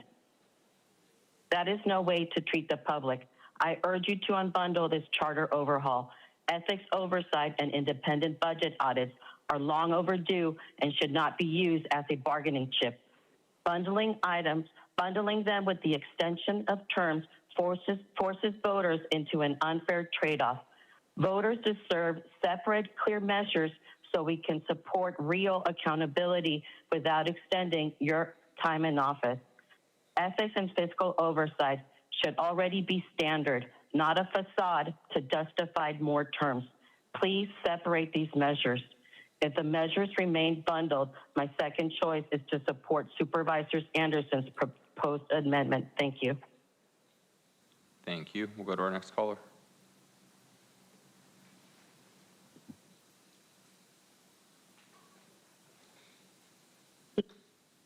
Peggy Walker.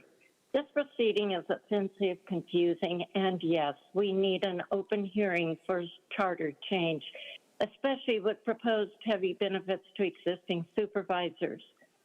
That alone signals why the UT endorsed an opposition candidate to Montgomery's staff to, quote, put the spotlight on, quote, truly awful decisions made by her, Lawson Reamer, and Aguirre, including misleading elements in Lawson Reamer's reform plan. Let's not forget those three manipulated emergency reserves to pay county employees millions in bonuses. Clear indication self-interest and concern for employees supersede constituent concerns as reflected in Lawson Reamer's plan. Thank you, Supervisor Anderson, for attempting to eliminate politicizing points. And by the way, presidents only have 2 terms. Supervisors don't need more. No on this plan. Thank you. Your time is up. We'll go to our next speaker.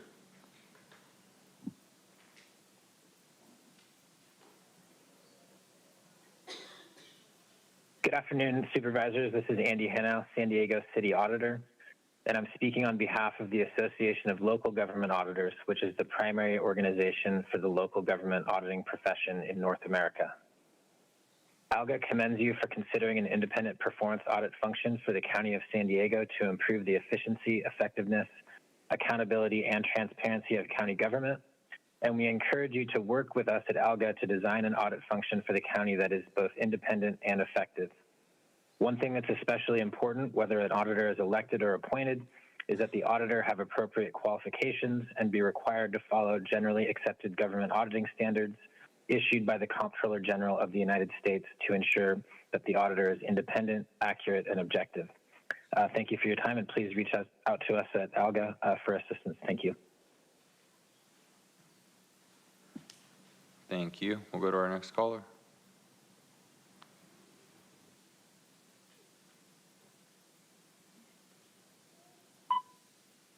Good afternoon, Chair and members of the board. My name is Michael Stein. I'm a resident of Alley Gardens, and I'm here today in support of Supervisor Anderson's proposal for a more transparent, accountable, and balanced county government.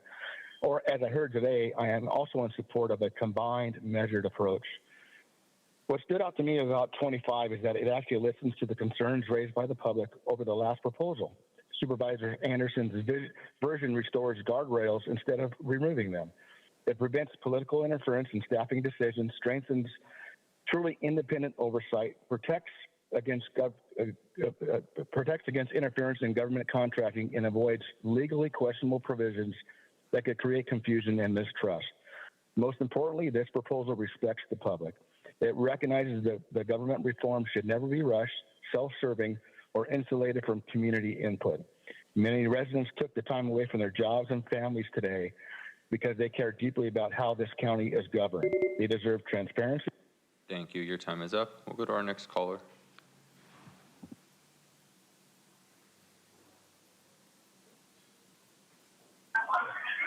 Hi, good morning, Supervisors, and congratulations, Chair. My name is Lydia Chavez, and I'm here representing Singleton Schreiber in capacity of my role as political director. I'm here today to support the Chair's proposal because we think many people in San Diego are looking for the same basic things from their government: transparency, accountability, and trust. For the last year, community members, labor leaders, policy experts, and residents have spent real time working on these charter reforms because people want a county government that feels more open and more accountable to the public. What I appreciate about the original proposal is that I tried to move us in that direction. It created a stronger oversight, more transparency around decisions, and more tools to make sure the government is actually working for residents. That's why I'm concerned that some of the amendments being proposed now weaken those accountability measures instead of strengthening them. A charter should be about building the best long-term system for the county. These rules are supposed to outlast all of us. At the end of the day, residents want to know that decisions are being made openly, taxpayer dollars are being watched carefully, and powerful offices are still accountable to the public. I hope the board keeps the strongest parts of these reforms intact. Thank you. Your time is up. We'll go to our next speaker.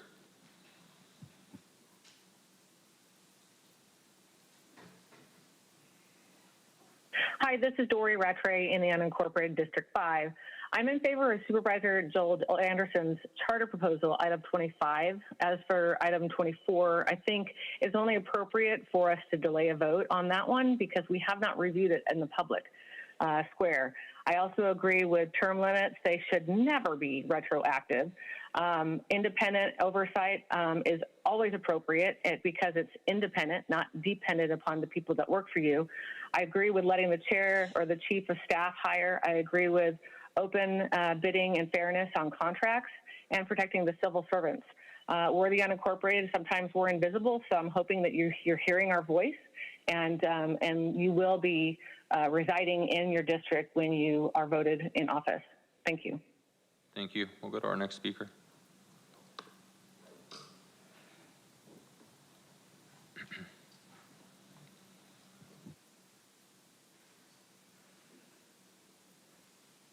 Good afternoon, Honorable Board of Supervisors. My name is Nydia Bowman, and I'm the president of the San Diego Deputy District Attorneys Association. My comments today, as well as those that I contained in my letter that was submitted to the board yesterday, are specific to the term limits addressed in item number 24 and addressed in item number 25 by way of revision, specifically concerning the elected offices of the DA, the sheriff, and the assessor. To truly serve our communities and provide true transparency, it is essential that change not only be founded in noble and ethical purpose, but that it must be in conformity with current law. I thank Vice Chair Montgomery Stepp for her suggested friendly amendment to item number 24 to remove the language pertaining to the elected offices of the DA, the sheriff, and the county assessor. And on behalf of the San Diego Deputy District Attorneys Association, I thank you all very much for the opportunity to speak with you today. Thank you. Thank you. We'll go to our next speaker.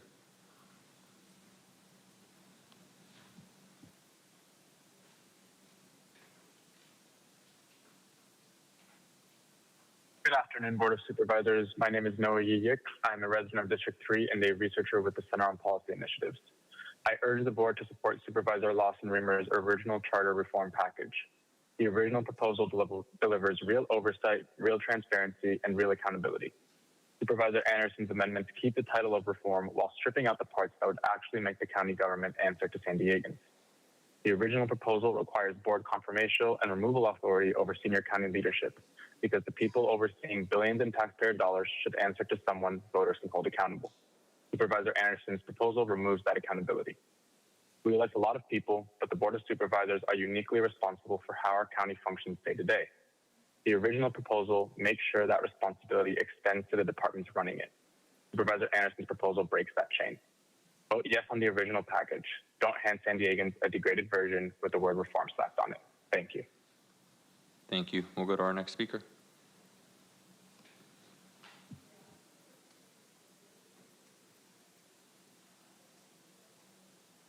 Hi, this is Alejandro Martinez with Mid-City CAN.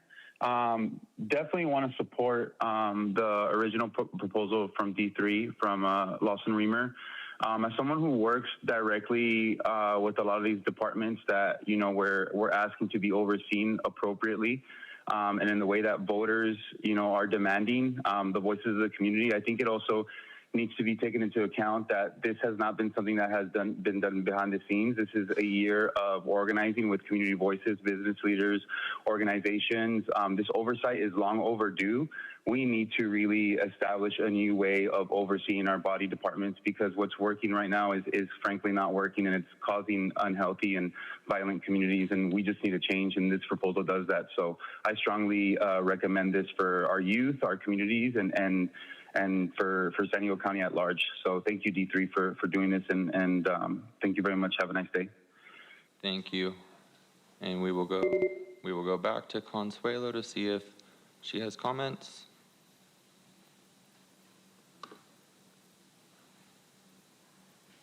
Hey, Ryan, thank you for coming back to me. Okay, Consuelo here. So, the previous caller, we just need a change. So let's just do more of the same, right? Okay. So 25, first off, no on item 25.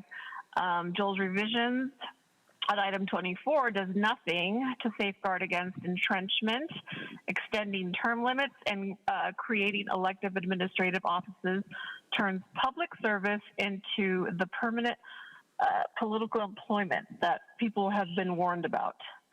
So if adopted by voters, gullible, naive, doing the same thing over and over. Anyway, if adopted by voters, the change would establish the framework for extending the term limits of other county elected offices in the future. So yeah, Joel didn't even try to change the total deceptive title. And once again, both sides are corrupt, and Joel is part of the problem. Got it? Thank you. Your time is up. And Vice Chair Montgomery Stepp, that concludes public comment on this item. Okay, so I'm going to go to the chair, the first, and I think for Supervisor Anderson there may be some response, and so I want to make sure you have the opportunity to do that, but I want to do it in a way that is, wholly responsive. Yeah, and then we'll go to Supervisor Desmond, if that's okay. Okay, Chair Lawson Reamer, are you good to? Yeah, I appreciate you calling on me. Thank you so much. I appreciate it very much. First, I just really want to thank all the public commenters for being here and for participating in this important conversation about governance in our county and how to make our county government actually work for everyone. I know these are complicated issues and everyone's taken a lot of time, even folks who we might not fully agree on the outcome, but I think we are all committed to a process of making our government work better, and I really appreciate that. And I think a lot of the comments today it did really reflect what I've been hearing over the last year of kind of the reforms we need to make. I continue to support item 24 with the amendment proposed by the vice chair and moving forward with that with one small kind of clarification and question. I do understand the importance and the gravity of what we're putting forward, and I want to make sure it's that we didn't inadvertently in the drafting process something potentially became more ambiguous than necessary because and this goes to section 401. And that's regarding the requirement that supervisors, the residency requirement that supervisors live in their districts. And it was always my clear direction to county council to maintain district elections, but I also did ask that they go through the charter and identify if there was any pieces of the charter that were potentially confusing or not in alignment with state law. So to my recollection, the red line in 401, the small red line, I think there were 3 words, was suggested by county council during the drafting process to align with existing state law, which already requires district elections, and that the 3-word deletion had no legal effect because it preserved existing district elections in accordance with state law, which was my intent. But if there's anything we need to do, according to kind of under county council's like clarification, to ensure that intent is clear, I think it'd be helpful to hear that now so we could incorporate that moving forward. So I think this question is just for county council, if you could clarify sort of your intent and reason for including 401, those 3 lines in 401, and whether it has any legal effect, and if there's any suggestion you would make to ensure that everyone is clear that there's no movement away from district elections intended by this charter reform. I think that is a question for county council. Thank you, Chair Lawson-Remer. And I do agree and can affirm that our office's understanding of your intent was clear, and that was to maintain district elections. And in the drafting process, the recommendation was to delete the language here that was always intended to align with existing state law, which already does require district elections. And so the deletion of the 3 words in section 401 doesn't change the legal effect of the provision, since the district elections are already required under state law, but it does allow for, if state law were to change, then it would allow for a different method of voting should the county decide to do that. So if the board would prefer to retain that language in section 401 that was proposed to be stricken for additional clarity, that revision can certainly be made, and the current amendment was not, again, intended to alter that district election voting. So it remains up to the board. If they choose to keep the language in, that would not alter the proposal. Thank you so much, Damon. I really appreciate it. So I think just to recap, keeping it in or taking it out has no legal effect, which was my understanding initially. So for me, whatever my colleagues prefer, I would just want to do whatever's clear. So if as sort of the seconder of the motion, if the vice chair would like to remove the 3-word strike, fine with me. If she wants to keep it, fine with me. It sounds like it doesn't have any legal impact, but of course the intent is clearly not to move away from any district election structure. So if that's, I'm fine either way, I think would be what I would say to the vice chair. But I definitely do not want to move away from any district election requirement. Yeah, no, I appreciate that. And just on that point, I think it's good to be clear that with this charter revision that we want supervisors to live in the districts that they're running for. So I think putting it back in might be a better choice, putting those 3 words back in. I think if I'm understanding correctly, that it would be clear that that our Constitution requires that residency. You're correct, and you would not be able to run outside of your district currently, regardless of what took place in this vote. The law would prohibit that. Right, okay.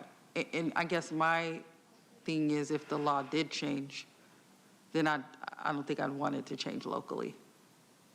And if the law were to change, then the board could come back if they chose to propose a change that would align with a new method of voting. But again, that would be contingent upon state law changing. Okay. Open to, well, I will say, I want it to be clear that this county constitution does not allow for that. And so I think that would mean retaining those 3 words, which is what I understood our vote last time to be. Okay. Sure. So that also, for clarity, as a part of the motion, and we can do that and the chair has said that she's okay with that. Okay, let's definitely. Okay, thank you. Thank you. Supervisor. down from 9 down to 8. Okay. Supervisor Anderson, do you have anything before we go to Supervisor Desmond? Well, some of the speakers perhaps got here late and misunderstood and didn't hear me. But I'm not saying that we shouldn't go to 12 years. I'm just saying that it would be newly elected would qualify for the 12 years, the 3 terms. But current members, because of the confusion of, I don't have it in front of me, of the Assembly Bill 428 that's now law.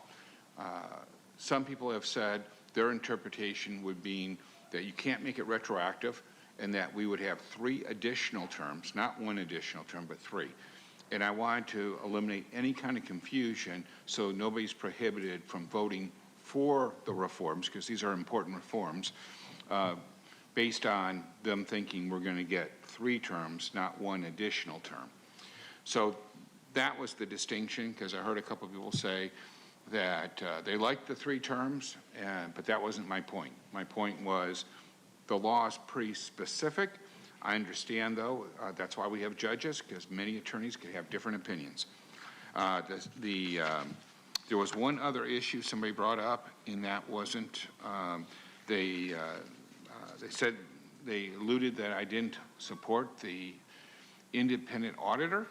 Absolutely that, along with the Ethics Commission, I support. I didn't make a change, although I was a little confused when we have an ethics department with the district attorney's office, why they weren't contacted and included in it.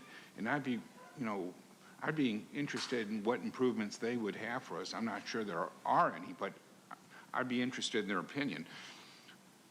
But all I was suggesting was that the person be elected. I wasn't suggesting that I didn't support it. I absolutely do. The other thing is, we've had a constant flow of folks saying that so many people worked on this coalition that put it together. Is there a list of this coalition that we could look at to see who's in the coalition? I'd be very curious how many people from District 2, District 1, District 3, District 4, all were included in this coalition of putting the charter together.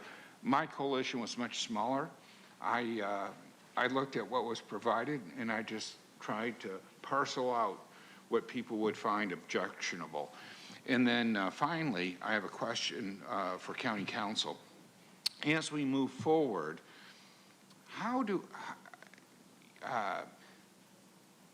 when you're doing an initiative, there are very strict rules and communications and the rest, not using public resources to campaign for something, but how can we communicate what's been decided here into our districts in a way that's informative, and yet we're not crossing that ethical line of campaigning with county resources? Thank you, Supervisor Anderson. Our office is actually presently preparing something for the board members that would provide some guidance along those lines that we're happy to share after we get through this process, but that is part of our plan. Can any public events occur, like maybe county staff is there presenting it to the public, so it's not just a white paper? Because, you know, we all spoke, and I thought in a very clear manner, yet we had people get up right after we spoke and not understand a word we said. And I blame me for if I don't communicate well, not the person listening. I should be accommodating them.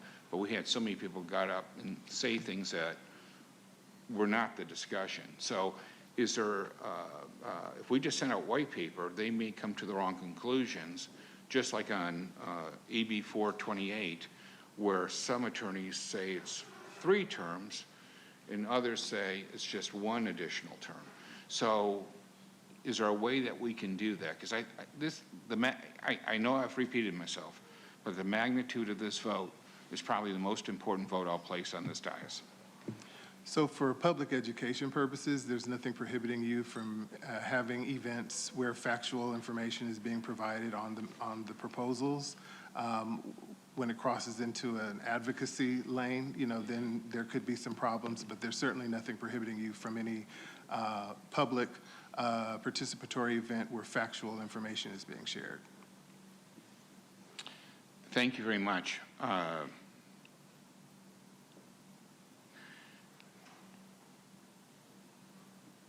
My staff was sending me something completely unrelated.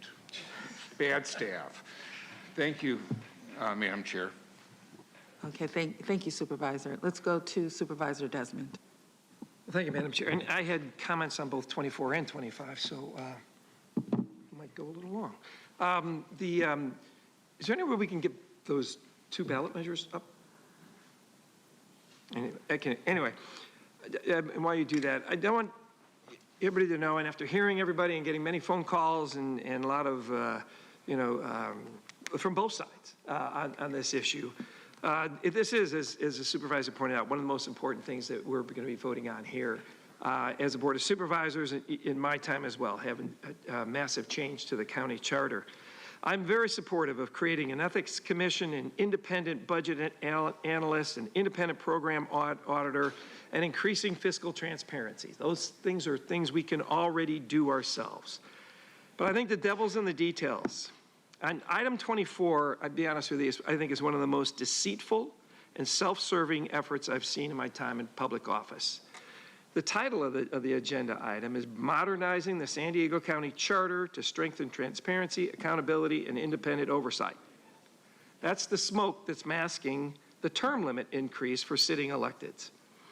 The ballot language also sounds great. It's marketing it as a transparency and accountability measure.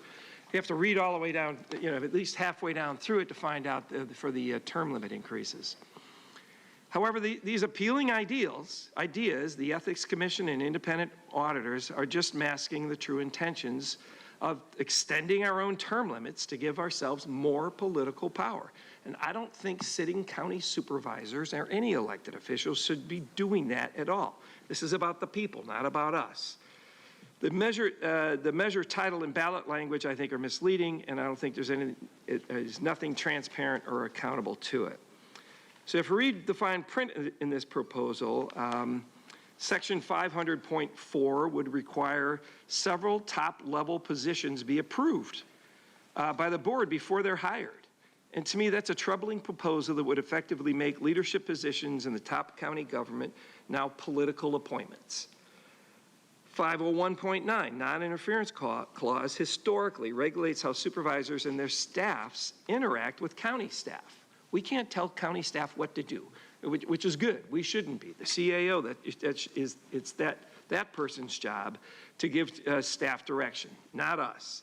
There's an additional, Section D grants the Board of Supervisors and their staff the ability to weigh in on the hiring or firing of more than 600 managerial positions in the county. The board should not, under any circumstances, interfere with the hiring process of county management up and down the organization. And including in the confirmation process of these positions would change the hiring and fire process of hundreds of leadership positions from merit-based to political patronage and spoil system. Section 600 would extend the supervisor's term limits from 2 years to 4 years for a total of 12. Quite frankly, I think 12 is kind of the sweet spot and where it should be. However, in 2010, there was an initiative to limit the supervisors to 2 terms. Passed with 68% of the votes. People of San Diego have spoken. They have spoken, and that is the law right now, that they should have, that when we were elected, it's 2 terms. So the 5 of us here ran with that understanding, and now that we're in office, we want to change the rules for ourselves and give ourselves an extra term. I think this is ridiculous, devious, and hypocritical. The current sitting supervisors should be exempt from being able to serve a 3rd term. Period. Section 702 creates an independent budget analyst and program auditor, which is good, I support. But how independent are they? We, the board, would dictate the salary of these independent offices and the choosing of who they are. This begs to the question, who are they independent from? I think they should be reportable to the people, not to the board of supervisors or the electeds. Section 111, Section 711, establishes the Ethics Commission, which sounds good. However, the Ethics Commission members would be appointed by the supervisors and reportable to the supervisors. And they're supposed to investigate and hold us accountable. So to me, this is pretty much a farce. I think one thing we should do is implement the good pieces of this reform, which Supervisor Anderson has brought forward. We can create an ethics commission, fiscal transparency requirements, and establish independent creative auditors, all without a charter change. The problems I think that are baked in are the self-interest, extending the term limits, and establishing direct political control over county staff. The charter reform package is being sold as accountability and transparency effort through the creation of these commissions. But if you look under the hood and these are all optics to sell to the public while we sneak through a self-serving extension on the term limits. I can't support this self-serving effort to extend our own term limits to give us sitting politicians more power. That's item 24. So on 25, last month Supervisor Anderson said the charter reform package was the biggest thing he ever voted on. He said it many times today. I agree. In the past month, though, we've heard from many people voicing their concern about the charter reform package. Supervisor Anderson, I appreciate all your work and effort spent last month listening to your constituents, taking their feedbacks, and creating a new charter, county charter amendment that keeps the transparency and accountability in and removes the self-serving political sections that people complained about, which I commend. This should be the lawmaking process, taking in public feedback and incorporating it. The people have been clear, from what I've heard, they don't want to see supervisors smoke and mirroring the public and grabbing a 3rd term. The new ballot language clarifies that the new term limits would only, the new ballot language that Supervisor Anderson proposes, that it would only apply to future new supervisors. We know the county doesn't have the authority to place term limits on non-supervisor elected officials, and that's been cleared up. We don't need a political confirmation process that would compromise our leadership again. I do not want, that's not part of this proposal. It keeps the old contracting language in place to prevent the supervisors from meddling and pushing their self-interests, and provides the integrity and transparency of both good things.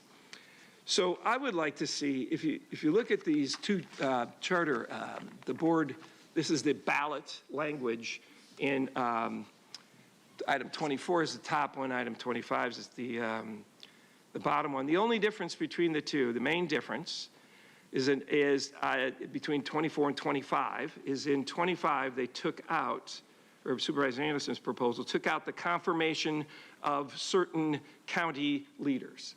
So we would no longer have that confirmation ability of county management.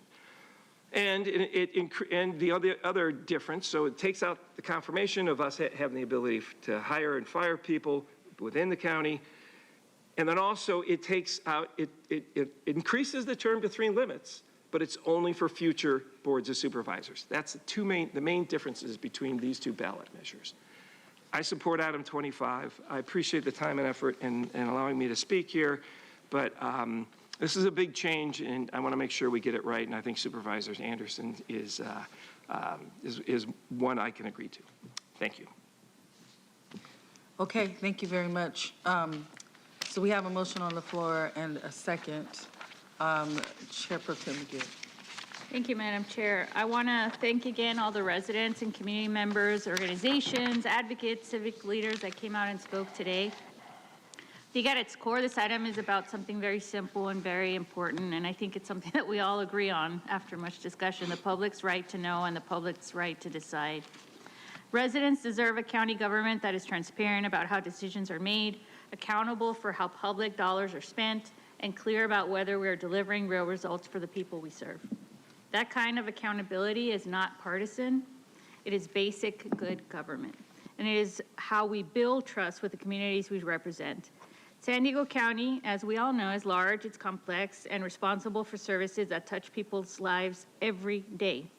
I would say well beyond just pothole filling. The public should be able to see into that work and understand it and have confidence that the government is acting in their best interests. This proposal moves us in that direction by strengthening transparency and accountability in a way that is ultimately placed before the voters. And I want to be clear, this board is not making that final decision today. Our role is to empower the people of San Diego County to decide at the ballot box what kind of county government they want going forward. I believe the public should have that choice. For that reason, I will be voting in support of the motion on the floor as amended by the Vice Chair. Thank you. Thank you. Supervisor Anderson. I have a question for County Council. Can both be moved forward, since it's not the final vote? It only gives us we have a second reading. Can both be moved forward today so that further discussion could occur throughout this process? We don't have a list of who put together item 24 in terms of community.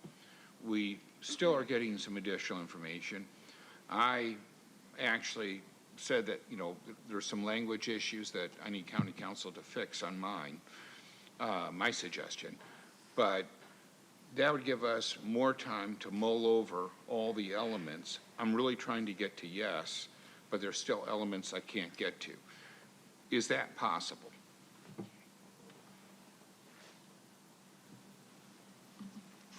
Supervisor Anderson, both could move forward today. Ultimately, if both pass at the next, the result would be 2 ballot questions. Well, I'm not asking for that because that'd be crazy. So if they but I was hoping for the additional time so that we can take in all the considerations, because this is the first time anybody's heard my proposal, and it may take a little time to think through. Madam Chair, is there a consensus on the board of wanting to see both move forward today, or is it strictly one and only one? And the reason why I'm asking is I'm looking for compromise in any way I can get it. Yes, I appreciate that. You know, I think I can only speak for myself. I've been pretty clear. I mean, I voted for what is now item 24. I voted for that last time, you know, in April. Was interested in hearing what you had brought forward. The amendment on the floor includes kind of 2 of those concepts, right? But you know, I think that this is still a sound reform that I would prefer to support over some of the other ideas that you had. And so I would say I can only speak for myself. That's kind of where I'm at. Since this board is not 9 people, your word holds a lot of weight. Chair Pro Tem. Just quickly, I wanted to remind Supervisor Anderson that, if I remember correctly, there was a binder this big, if not, maybe not 1,300 individuals, but 100 organizations that was given to us of the coalition that moved this forward during the day that we heard that item. It might be somewhere in your office. That crazy text I got, it was through the, Madam Chair, you ran a great meeting. I now have broken 1,400 names. We were at just under 13. Another 100-plus folks sent letters of support of 25. Thank you for answering my questions. I appreciate it. Of course. Supervisor Desmond. Thank you. I appreciate everybody's binders. But, okay, call me crazy. But I think if this is really truly about the voters and their choice, we should give them that choice. Let's put our money where our mouths is and let the voters decide. We should approve both items 24 and 25 and place both of them on the ballot. Supervisor Anderson. I'm trying to put both items 24 and 25 on the ballot so that the voters have a choice between those two items, between those two measures. So if both measures are on the ballot, voters will have a real choice, because we're getting binder fights up here of who's got how much better support. Let's let the people decide. Let them have the real choice, and let them decide on what kind of transparency and accountability they want to see in the county. With the conflicting ballot measures, you put both of them on the ballot. The one with the higher vote wins. So I'm going to make a substitute motion, to approve both items 24 and 25 and put them both on the ballot. From a procedural perspective, and the clerk or county council can correct me if I'm wrong, it is entirely possible for both to be on the ballot, but we still have to take two separate motions. I got a motion on the floor. Just a point of order. I believe that we would have to amend into the language that what would happen if both passed. There's one. So if we were going to do that, you would have to amend your if you're open to it, you'd have to amend your language that you have amended. And if you're not open to it, well, then you have your answer. So, but yeah. By the way, I'm not an attorney, and I don't play one on TV. So perhaps county council could confirm or deny what I've said. I don't think I'm clear, Supervisor Anderson. Could you repeat? If both were to go on the ballot and both passed, generally, there's some language that says if this passes, it supersedes all others. So, right? Because you couldn't have two things pass. You can't walk on both sides of the street at the same time. They're conflicting.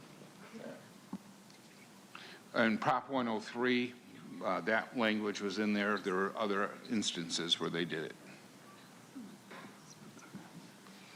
I'm being informed by my co-counsel to my left that, thank you, that we would not have to have any additional language. It would be based on the determination by the registrar of voters, whichever measure had the most votes, which would be the one that would prevail.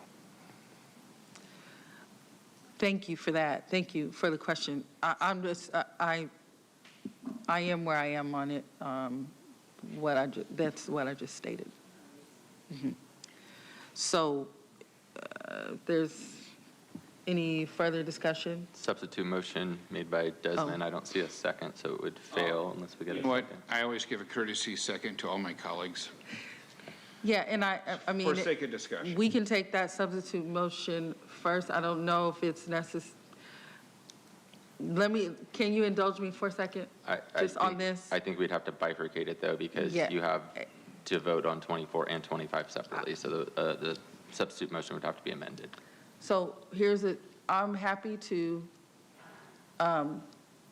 vote if you want to put an motion on the floor first for item 25.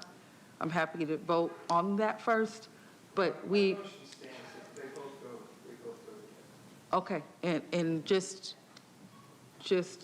for clarification, that is our county council. We are the policymakers, so we can vote on anything we want.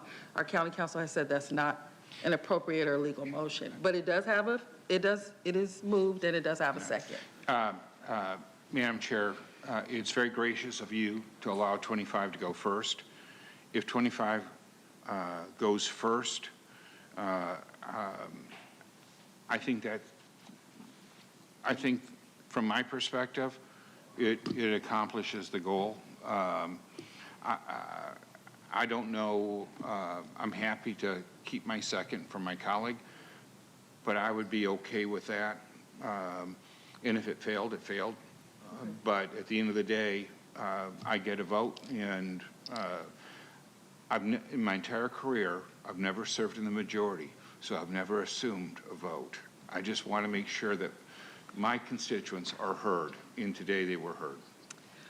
Supervisor Desmond, do you wish to keep the same motion on the floor? Or do you, okay, so the motion is that both item 24 and item 25 move forward. It does have a second, and we have been advised legally on this motion. And with that, we will take a vote. And just looking to council to make sure that this is procedurally okay. I know 24, 25.